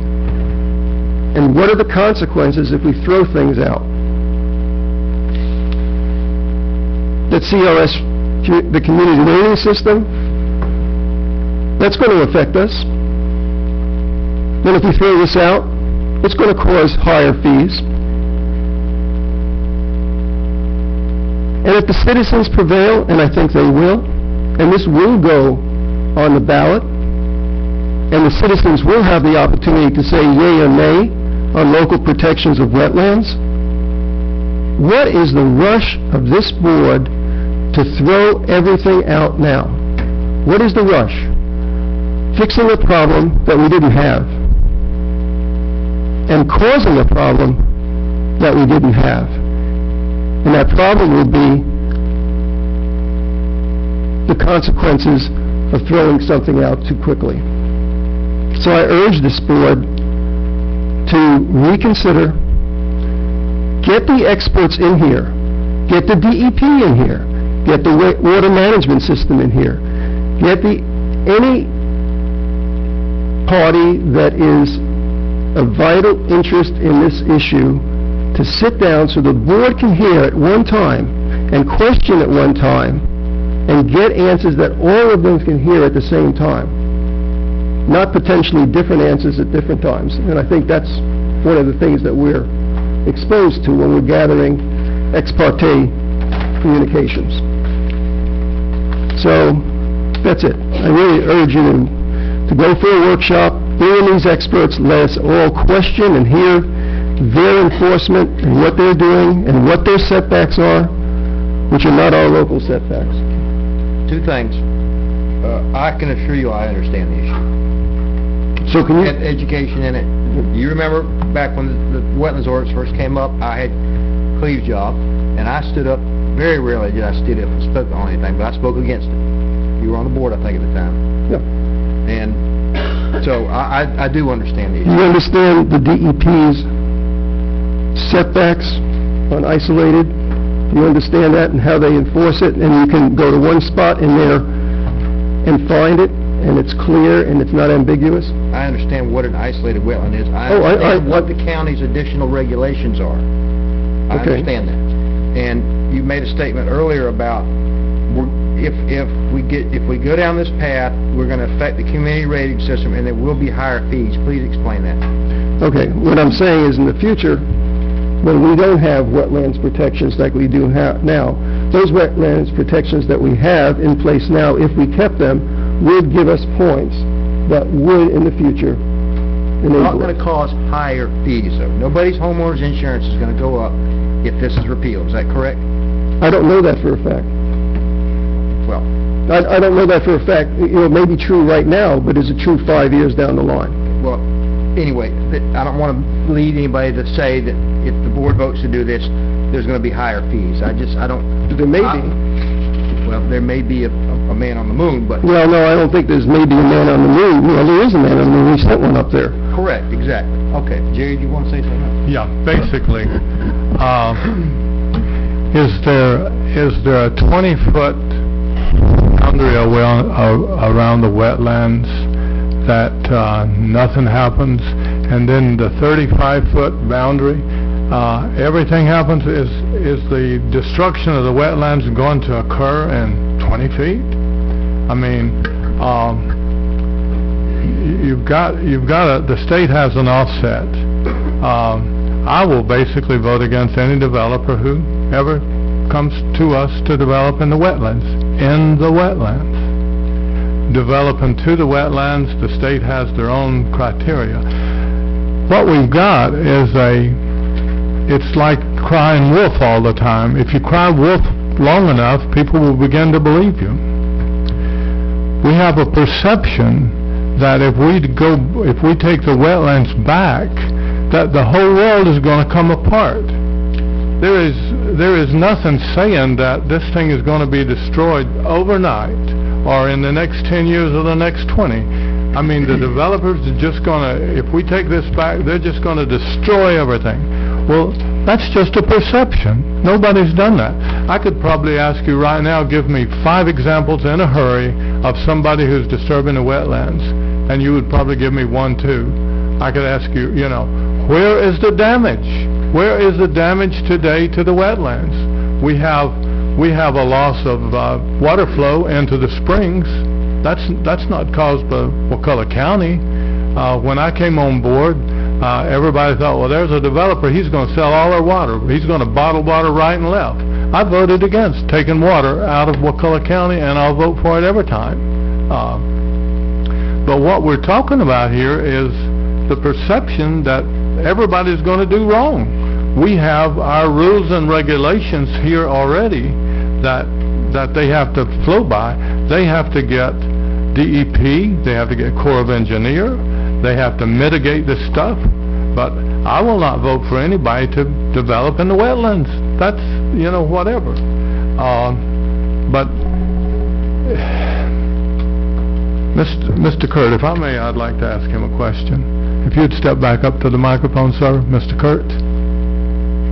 Okay, please, yes, you. I thought your name was Kurt. Groves. Goodness, I missed that one. Sorry about that, sir. Yes, sir. You were trying to get an exemption. How far are you currently off the wetlands? The 35-foot line goes through the middle of my house. The 35-foot line goes through the middle of your house. So you're inside the 35-foot line, Right. but you're not in the wetlands. Correct. That's correct. Are you damaging the wetlands any way, form, or fashion at this point? The house is on stilts, 8x8 board or wooded stilts, so I don't know that I'm damaging anything more than what it has been doing since 1984. Yeah. Let me tell you, if we don't take this thing back tonight, everybody that's in your situation, well, you're a poster boy for what's trying to be. Anything that you wish would be stopped. Well, I don't want to claim that. Well, it's just a fact that you're in the wetlands, but you're in the perimeter of the wetlands. He's in the buffer zone. In the He's not buffer in the zone. Right. But there's no damage to what you're doing being in that buffer zone. If you had a chance to build again, you would probably not build there. I can't see anybody building up to the wetlands. You've got to be able to walk around your house, drive around your house. It's basically a group of people crying wolf until such... Yes. Go ahead. Thank you, sir. Please excuse me. But it's just a perception. It's not happening. It may be happening a little bit, but to say it's going to be a wholesale happening is just not the fact. So, Yeah, I'm gonna make it just real quick, not belabor the point. There's a perception that our wetlands ordinance as it exists now is the only way to protect our wetlands. And I don't agree, and for various reasons. Folks are being approached now with an emotional plea. Do you care about the wetlands? Do you love the wetlands? If you do, sign here. We all love the wetlands. We all want to protect the wetlands. The question is whether or not they're being protected. And so they're asking the good people of this county to sign this petition, and if you do and enough people vote, we're going to keep the ordinance that we have right now, and the protections will be there. This is our wetlands ordinance. This is our wetlands ordinance as it exists. This is what, if you sign the petition and it goes to referendum and more than 50% of you vote to keep it, this is what you're going to keep. I'm only going to point out one thing. I can show you many reasons why this is a bad ordinance, whether we have state regulations or not. Okay? I'm reading directly out of our current wetlands ordinance. The requirements of this chapter shall not be applicable to development occurring adjacent to springs, karst features, or sinkholes. Does that sound like protection? Does that sound like that's the only way to protect our wetlands? Those are direct conduits into our aquifer. That's the ordinance that's in place right now. That's the ordinance that the scientists spent a year, and our citizens spent a year to develop. And we exempt development near springs, karst features, and sinkholes. So all I'm saying is, when that petition comes in front of you, think about it. Think about it and make sure you know what you're signing. Once you sign it, you can't retract that. If you want to sign it, this is a free country, sign it. But know the facts on both sides of the issue. And I just read to you straight out of our ordinance. This is not something I created. I'm sure Harold wants to say something to that, but... Yeah, can you pass that down, please? Sure. That, the statement you just made about, I think people are going to say, do you like wetlands? Everybody, who doesn't like wetlands? Yes, I'm voting for that. Absolutely. That's how the pig section got in there. Absolutely. I think there's a chance that may happen. That's why I tried to offer a compromise to say we can still keep it. To me, it's not worth the risk. Now, I'm going to go along with you. If you want to go down that path, that's fine. That was my position. I'm not flip-flopping and all of a sudden I want to roll around the wetlands. I'm just saying if there's a chance that that referendum passes, then we're really stuck. Anyway. Yeah, and so there's more that continues, which says the requirements of this chapter, and we're under exemptions that Commissioner Thomas was reading. Requirements of this chapter shall not be applicable to the development occurring adjacent to springs, karst features, sinkholes, which shall be instead be governed by policies 13.1 through 13.12 of the future land use element of the Wakulla County Comprehensive Plan, so they are covered. That's another good, this makes a perfect point, and I'm not going to argue about this till we're dead, but people say in the Springs Protection Zone, we need to keep isolated wetlands in. This section of the comp plan covers either 100 to 300 foot setbacks from karst features. So that's going to still be there, Yes. even if we remove our Correct. wetlands. What he just read is still going to be there. Also, another point, Not if you remove the comp plan verbiage like we're planning on Absolutely, it will doing. still be there. It will still be there, right? We're not talking anything about karst features. We're not removing the buffers around karst features Not with this touching those. action. absolutely. And also, this wetlands ordinance says, like you just read, policies 13.1 through 13.12. Someone correct me if I'm wrong, but I looked at the comp plan, and there is no 13.12. I mean, this is even wrong. We do have a karst features protection part of the comp plan. I do know that for a fact. Okay. Yeah, I mean, it's I'm to sorry, say that... future land use element, not a comp To say that this does not cover, that you can build with exemption right up to sinkholes and karst features is not what's happening, and it's not what our law is. Because the state would not allow it, but our ordinance will. Well, Our ordinance I think exempts it. I'm going to have to take Howard's side on this one. That says this doesn't apply to karst features because this other thing applies to it, which is a lot more strict than that. Which will still exist. Which will still exist. That's correct. Okay, so pointing that one feature out that's going to be thrown away, Of everything. pointing that one feature out that's going to be thrown away if you throw away the wetlands ordinance, and we're keeping that, that's good, right? That's good. there's a lot of other things in there, in the wetlands ordinance, that's good also. Okay, the karst features protection is not part of the wetlands ordinance. It's a totally separate part of the comp plan. It's under the conservation element. Right. This is under the... But I think the general layman in this county realize that a karst feature is a direct conduit to our aquifer. And if we're not protecting, if this ordinance that we're fighting for does not protect that direct conduit, that gives you a perfect example of why this ordinance does not protect our wetlands. I think we're talking semantics. Yeah, Can we go ahead and... yeah, let me just say, let me just gather my thoughts again. Either we value buffers around wetlands or we don't value buffers. Either they have value or they don't have value. Everything that I've learned, they have value. And if you go to certain courses, all right, I remember it was probably 10 years ago, where the impact of the environment from a wetland, okay, now this is going to sound way out there, but this is the scientific data that's there, extended to 600 feet plus. Okay? We're talking about 75 feet around. Do we affect a wetland when we build up against it 35 feet, 75 feet? Yes, we do. We affect that wetland. We pollute that wetland to a certain extent. We impair it to a certain extent. It is not as pristine as if no one was living there. So we do have impacts on the wetland, even when we're at the buffers that our county has. Okay, you ready to vote? Ready. What are we voting on? Option 2. Option 2. Which is what? Send it back to the state. Just to strike the language out of the comp plan, including policy 4.1. So it's option 2 as amended. Yes. Yes. Okay. All for the motion? Aye. All opposed? Aye. Motion passes 3-1. All right, David, TDC Director. All right, is Mr. David Moody here? Okay. All right, you want to stand up?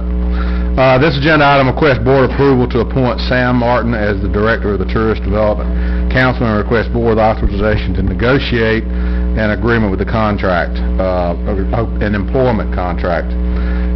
We interviewed 4 candidates, narrowed it down to 2, and Mr. Martin was a successful candidate.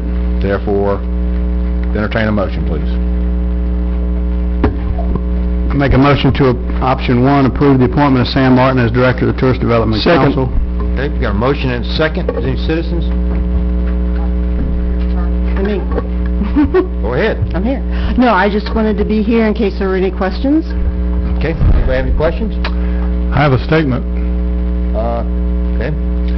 I think basically we would do better if we had the person being a county employee where we could direct their activities.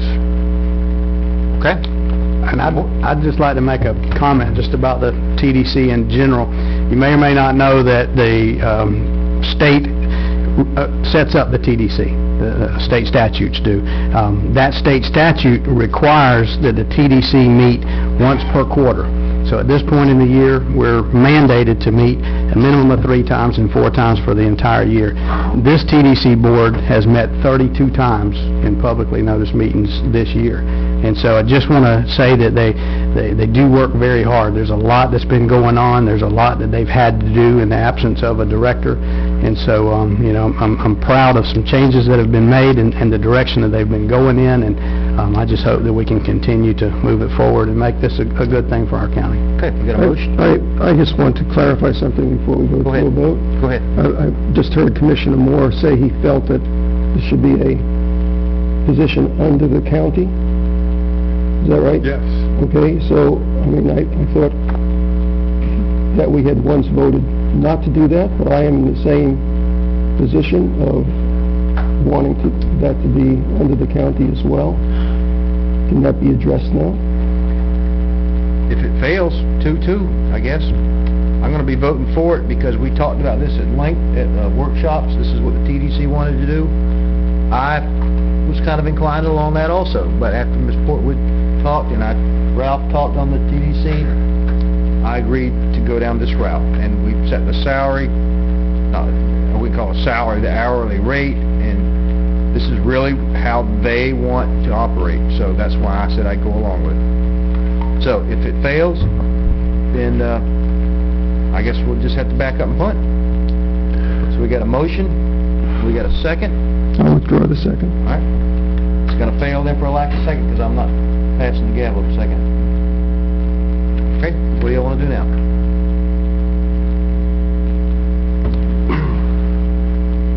May I make a statement? Sure. May I speak?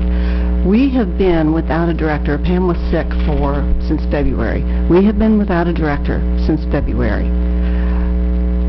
It is very difficult with us having full-time jobs also and volunteering on this time to be able to work on the board. And as Commissioner Thomas said, we have met 32 times already in just this year. We have already gone past having it be a contract employee versus a county employee. That's already been decided. Let's move forward. Let's get this director in place to where we can start working on our grants, start getting our advertising done, and start getting our work completed to where we can get this thing done. I think you can detect a little bit of frustration in the TDC representative because this has been dragging on for months and months and months. We all agreed this is the way we're going to go. I didn't necessarily 100% agree with it. No. Okay, you may have voted against it. That's right. But I think it was a, 4-1 vote to go down this path. Howard, you voted for it. So, what do y'all want to do now? There's no second. Your motion still stands? And in addition to the 32 meetings that we've had, there's an awful lot of us that do work outside of the meetings. You know, Jackie does a lot of advertising, a lot of, dealing with advertisers. So, you guys have to decide, but it sounds like we're back at square one. I'm on the losing side of that vote. Well, Jerry... I'm sorry.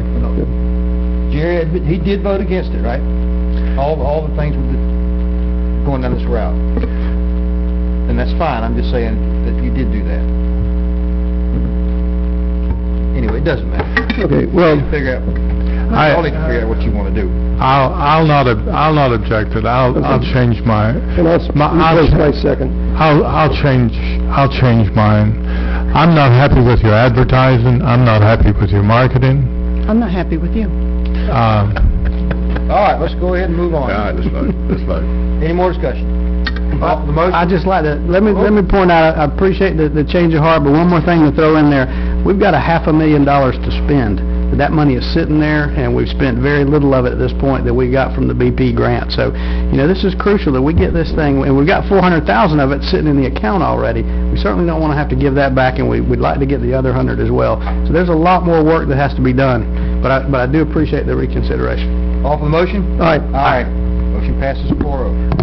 Thank you. Thank you. Thank you. See how quick government can change? All right. Next item. Okay, next item is, this agenda item is seeking a board approval of the County Planning Technical Assistance, CPTA, funding agreement from the Department of Economic Opportunity.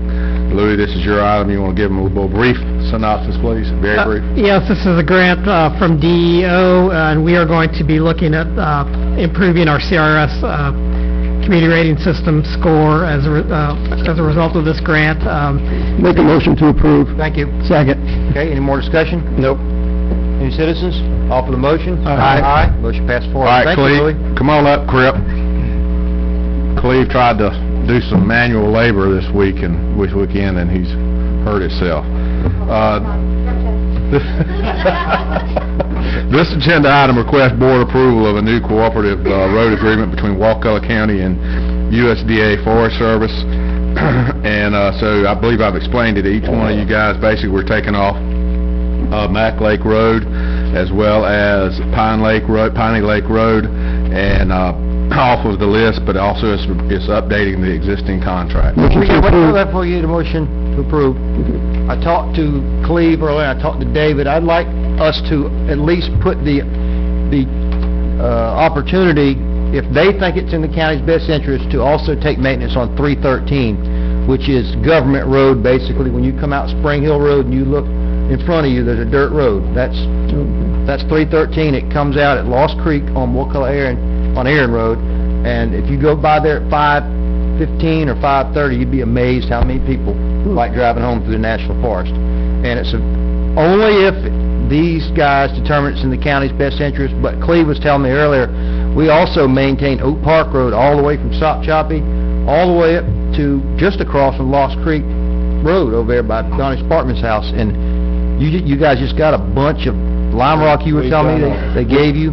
We just did a joint venture with the Forest Service where they provided all the aggregate and hauling, and we spread it and prepped the road and spread the material, and got right at 3 miles of road done. So some of these roads, the Forest Service will provide some road improvement monies as we maintain them. They've done it to FH13.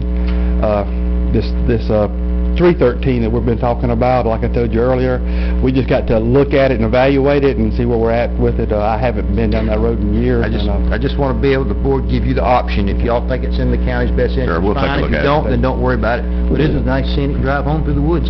Okay, so to approve as amended. Please. I mean, because we would have to get, the Forest Service would have to agree to that, so likely we'd approve this, and then we'd have to bring back an amendment if we want to add that road. Fine, that's fine. The Forest Service, we have discussed this with the Forest Service, and they said they would have to go back and get it cleared through their group. Trying to jump anything in front of anybody, but if it works out. We do a portion of 313 now? It's on the list?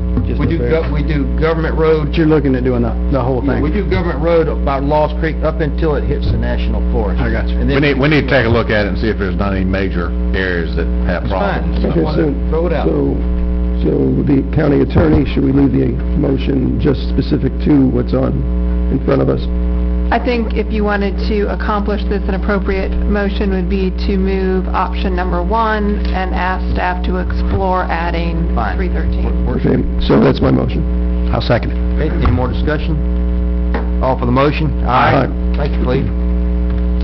All right, Cleve's next item is agenda item, request board approval of task order 27 for Jones Edmonds for the permit required compliance and evaluation groundwater and landfill gas monitoring for Lower I make a Bridge motion to landfill. approve. Second. Jerry. All right. All for the motion? I want to get out of here. Next one is task order number 28, Jones Edmonds for groundwater monitoring and reporting Make a at the motion to Meadow approve. Closed landfill. Second. Any more discussion on the item? Sorry, I left that out last time. All for the motion? Aye. Aye. Pass 4-0. All right, next is task order number 29, Jones Edmonds Incorporated for permit required compliance groundwater monitoring at the Wakulla County wastewater treatment plant. Motion to approve. Second. Any more discussion? All for the motion? Aye. All right, next item is request board approval to new interlocal agreement between Jefferson County and Wakulla County for request of use and use of the Cooperative Collection Center agreement grant for the hazardous waste collection. Motion to approve. Second. Any more discussion on this item? I did discuss with David about ways to possibly get the cost down, about cutting out some of the heavier commercial dumping, anyway, he thinks he can cut the cost down. All for the motion? Aye. Aye. Motion passes. Good job, Cleve. Thank you, Cleve. Easier than the wetlands. Nanette? Yes. Nanette, very good job, Nanette. Need to get your old job back. Did somebody mention Annette had a new hairstyle?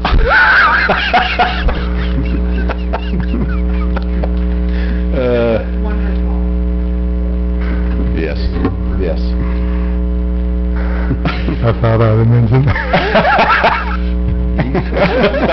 You're on the list. You're on the list now, Jerry. That list is growing. Okay, Commissioner Kessler. Thank you. So this is an item that I'm requesting board approval to schedule and advertise a board workshop on October 10th to allow both presentations to the BoCC for, I don't know what this is over here, but I still feel that the board does not have the information it really needs to make informed decisions on the action they're taking on the wetlands. And I think that we need to hear from the agencies. I know that it's going to take some time for the process that the board voted tonight to go down the path, and there's going to be public hearings, and I assume, okay? And possibly if we have a workshop that would allow us to gather the information at one sitting from these different agencies and organizations, maybe it'll affect the board in some way for them to reconsider or to continue the path they're on. So that's what I'm asking for. I just put that date in there, October 10th, but it probably could be stretched out some,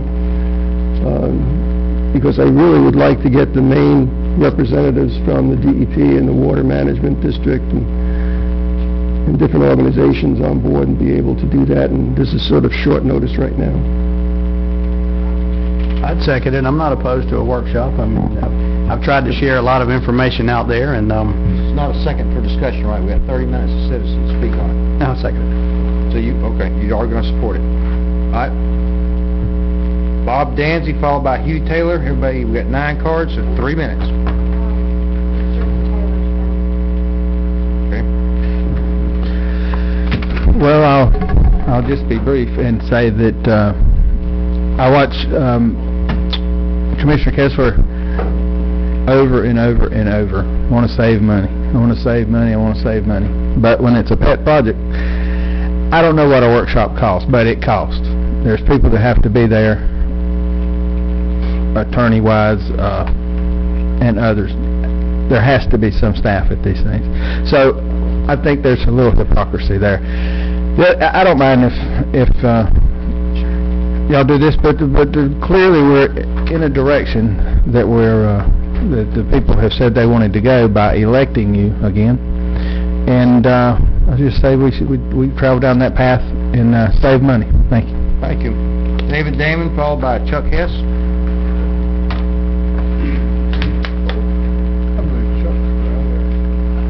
Oh, Chuck ain't going. Thank you, Commissioners. David Damon, Crawfordville. Why do we need a workshop? Well, we saw a good example of it just a minute ago here tonight in the meeting. Misinformation, there's a lot of that going on. Commissioner Thomas read a partial section of the wetlands ordinance and held it up with great pontification as if he were the authority on those few sentences. And then Commissioner Kessler read the rest of it, and it was very clear what you were trying to do. And even Commissioner Merritt called you out on it and said, I can't even support that. This is the kind of misinformation that we get time and time again. Fortunately, you finally acknowledged that the two ordinances aren't the same, the state and the Wakulla County ordinance. And I'm glad to see that we're making progress. Commissioner Moore goes on about if you cry wolf long enough, someone will believe you. And it reminds me of his $600,000 claim that the wetlands ordinance has cost this county. But no one can produce where that number comes from. I have yet to hear anybody come up with the number. The county attorney can't come up with that. But if you say it with authority and you cry wolf long enough, they will believe you. So, why do we need a workshop? Because we need to get to the bottom of this and we need to get to the truth. We also hear about how the state's got our backs on this and they're going to protect us with their 25-foot little buffer. How will they protect us? Where do they stand on isolated wetlands? We need the experts in here. You guys have probably not had a chance to talk to them. We haven't had a chance to talk to them. Everybody's learning on this, but the misinformation that is intentionally being put out there is inexcusable. Why in the world would you four though, commissioners risk our quality of life in Wakulla County by allowing destruction of our wetlands? If this is all about money, how much potential profit does it take to make destroying our wetlands worthwhile? What's the price tag here? When you destroy our drinking water, will you have made enough money to make it all worthwhile? Can your grandchildren drink those dollar bills? I don't think so. Thank you. Do the workshop, I urge you. Chuck Hess, followed by Victor Lambeau.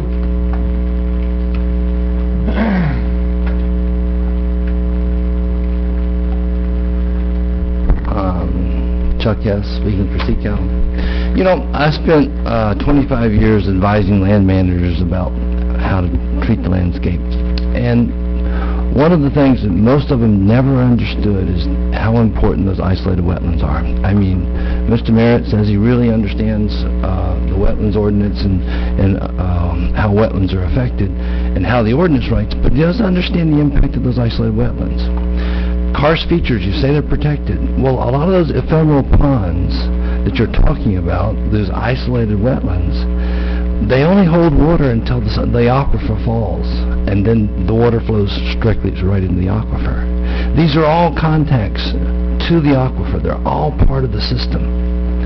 And to just go forward blindly and get rid of this protection just doesn't make sense to me.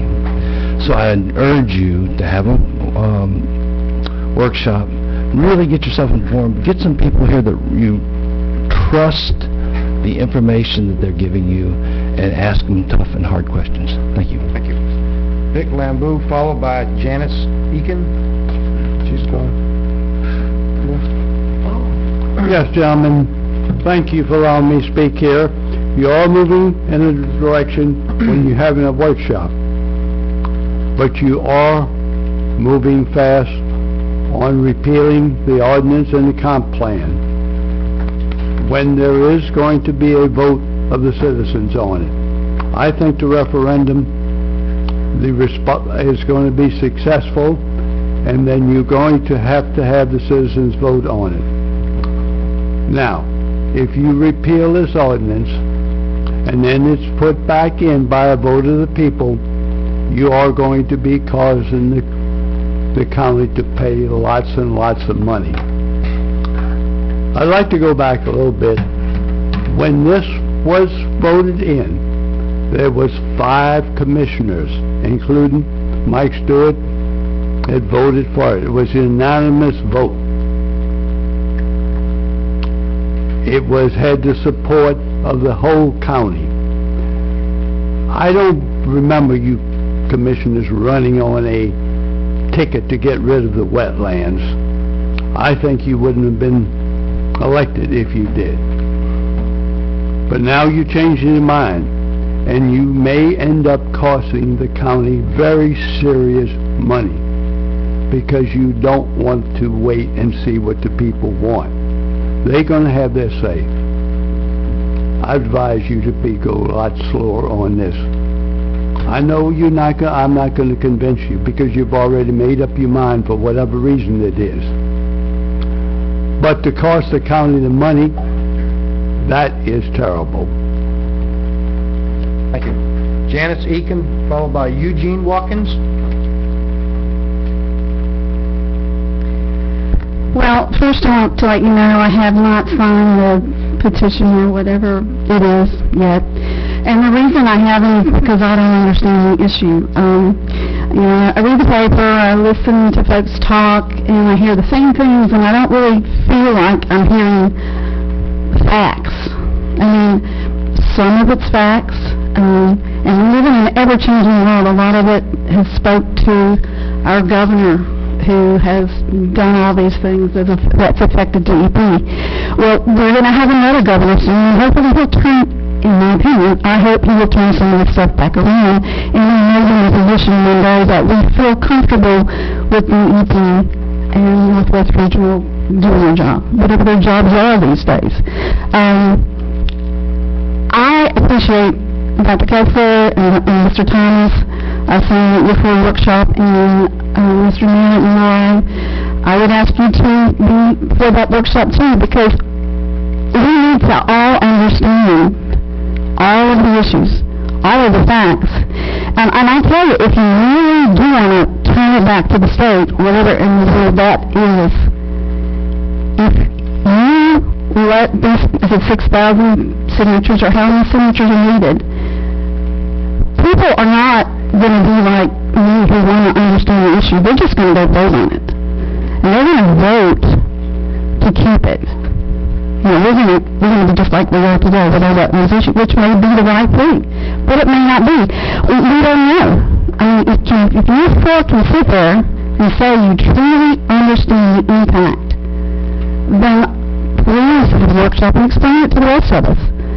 But let's don't get a vote of the people in this county who are not going to research this issue.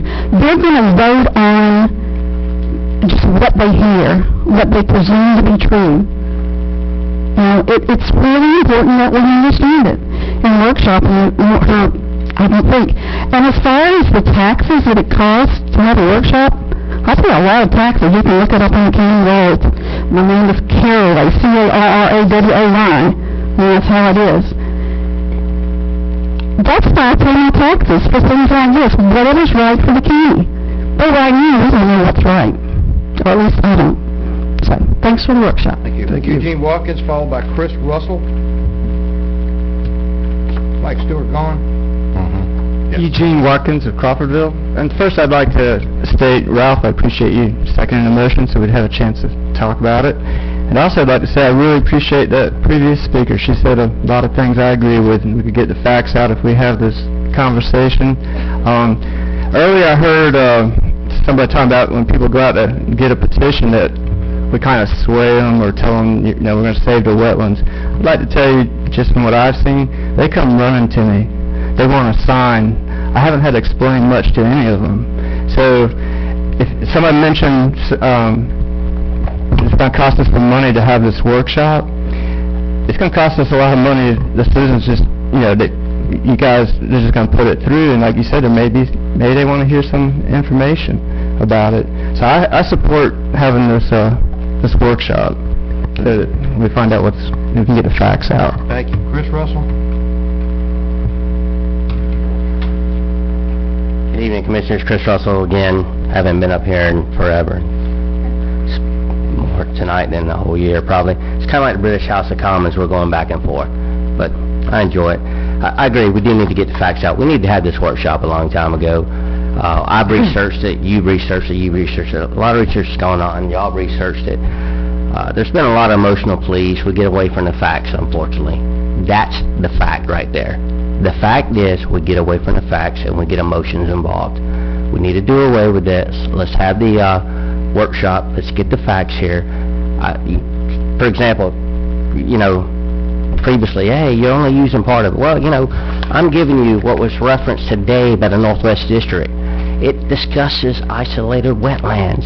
It discusses upland impacts to the wetlands. It's here. I'll leave it right here. We need to have this kind of dialogue in a public setting, but we need to have it before these issues. This issue's been brewing. Let's get it together. Let's get this together. Let's get the emotions out of it. Let's just stick to the facts. I think we all agree that we want to protect the wetlands. And we will not allow dredging and filling going on and just us becoming South Florida. It's not going to happen. Are there some state issues? Yes. Are there some county issues? Yes. Let's get that dialogue going. Once again, my position, let's get it. I hope the other two will go along with it. This is an issue dividing our county. We don't need any more issues dividing our counties. We keep saying this side, that side. When I come next time, I'm going to put a chair in the middle because we keep pointing back and forth. But you know what? Let's find the common ground and work together. I hope you'll move forward with this. Let's get some healing in this county. Thanks. All right, let's restrict our debate not to how you feel about wetlands, but whether or not you want to have a workshop. I do not want to have another workshop about wetlands. I do not either. It's our responsibility to educate ourselves on the issue. I feel I know as much as I need to know. I'm sorry. It's going to be the same people talking. They're going to say the same things. I've seen it so many times. Hopefully it won't be the same people when you have representatives from the Northwest Water Management District speaking to all five of us and getting questions from all five of us and us If we're doing here. our job, we should have already done that. Well, I did my... Talk to 'em. I talked to them also, and the answers I got were totally unsatisfactory. Well, then call them back. And get a changed What answer. good is it going to have a workshop? They're going to change their mind? Well, what good it is to have a workshop is that they'll be answering to all five of us, okay? We will all hear the same answers, for better or for worse. Are they compelled to be here? Are we going to subpoena them? Well, I would hope they would come. You know, what's the worst? You vote for a workshop, they come or they don't come. We've tried. Okay. I I don't think it's productive. I'm not, That's okay. I don't think you're wrong, I just don't think it's productive, in my opinion.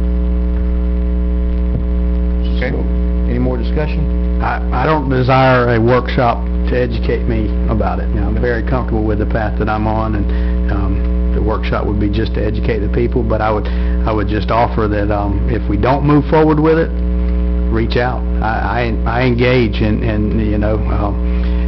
Mr. Damon, I'm voting along with Commissioner Kessler, and he still wants to attack me on this. That's an amazing thing that I see.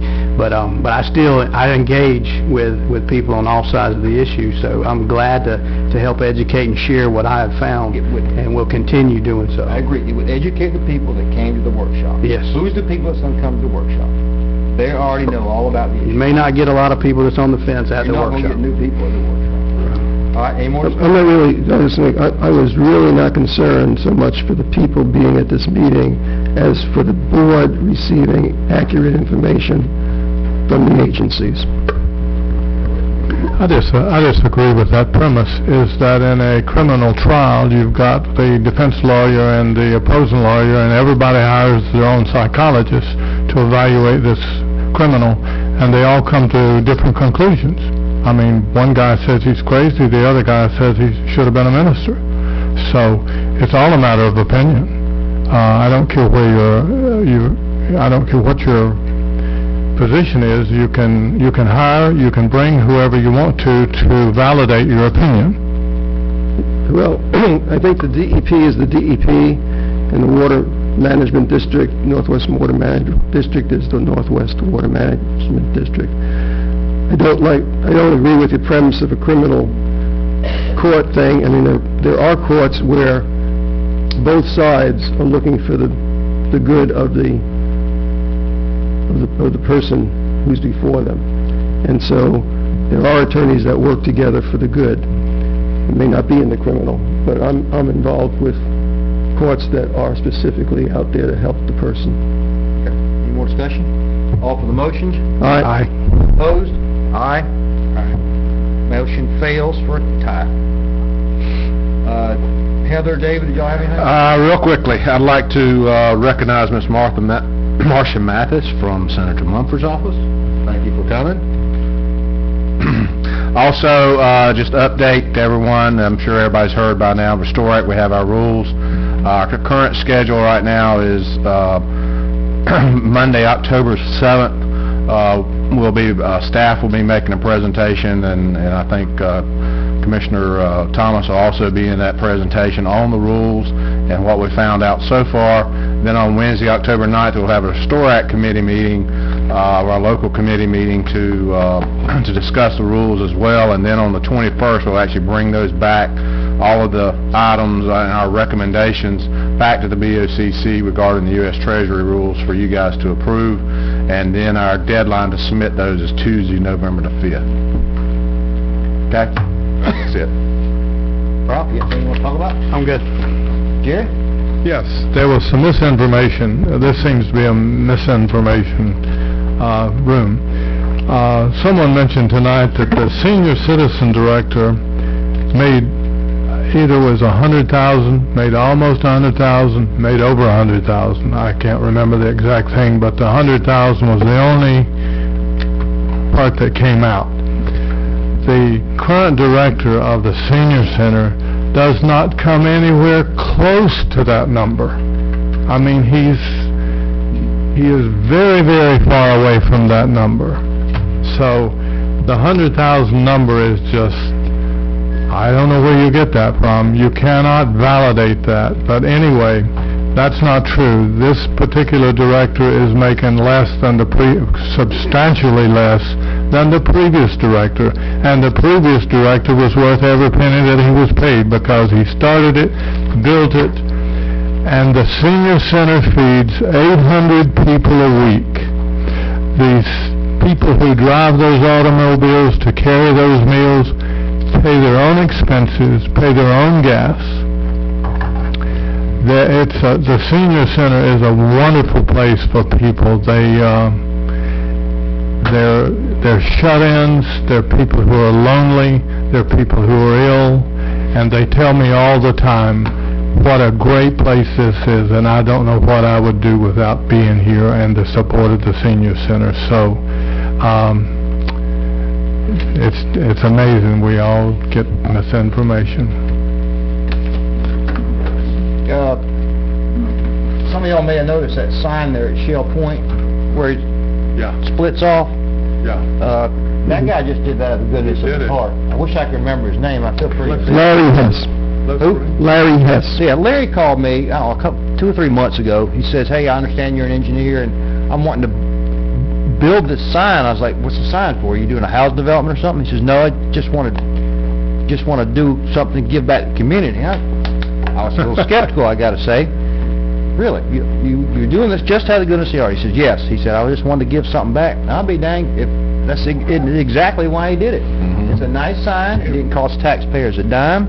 I volunteered and gave him the engineering on it for it. I saw him the other day at Ace. He said, I got something in my car for you. I said, what is it? He said, a brick. I said, what am I going to do with a brick? And he showed me a brick, and he had my name on it, an engineer. He said, I put these in the sign for the people that volunteered and helped. I guess there's a few other of them in there, but anyway, I know Miss Arch said they can't be enshrined unless you're dead, but I guess my name is now. He bought the land to build the sign. He bought the land, tore down the old rundown building, and built a really nice sign out of his own pocket. And very good. I'd give it to the guy, man. Not many people are like that. Mr. Lambu's point that he had made earlier about, and I assume we've all talked to the attorney about this, he's right that if the wetlands, if we repeal the wetlands ordinance and then this referendum passes, there's going to be a lapse time where there's no regulation whatsoever. And according to Heather, right, and I don't want to put you on the spot too bad here, basically when that ordinance gets repealed, it's like the wetlands ordinance never existed. It was never in the comp plan, it was never in anything. The day that referendum passes, you've immediately taken 75 feet, potentially taken 35 feet of someone's property. Whereas now that rule is vested, basically, right, because it's been in the comp plan, and you should have known about it when you bought your property. I just want to make sure everybody understood that point. I'm not taking Mr. Lambu's side on it, I just want to translate it a little bit. You're saying you're taking it if it comes back. If the referendum passes. Right. And that's been my position. But if it doesn't come back, we're not taking their land. And me personally, Howard, you know this, I just assume do away with it altogether. I've said that since the very beginning. I'm just really scared of the risk. That's all I'm saying. I made a good point today at the CRTPA. You know those fine people, you were on the media, and they were talking about the capital city to the sea trail, okay? They had this big presentation by an expensive consultant, and he was listing off all the issues about the trail going through the forest, and one of them was dog hunting, and he kept saying, well, dog hunting's an issue, and I saw the looks on my fellow city people up there, and I had to stop. Look, we don't hunt dogs in Wakulla. That meant hunting with dogs. So I had to clarify that to make sure they knew we were out hunting dogs. Go ahead. Oh, by the way, Commissioner Merritt will be the sitting president of CRTPA chair come November. First one in Wakulla County. First one in Wakulla County. Congratulations. That's a race for Wakulla County. I may not make it. Bring home bacon. We could reconvene it.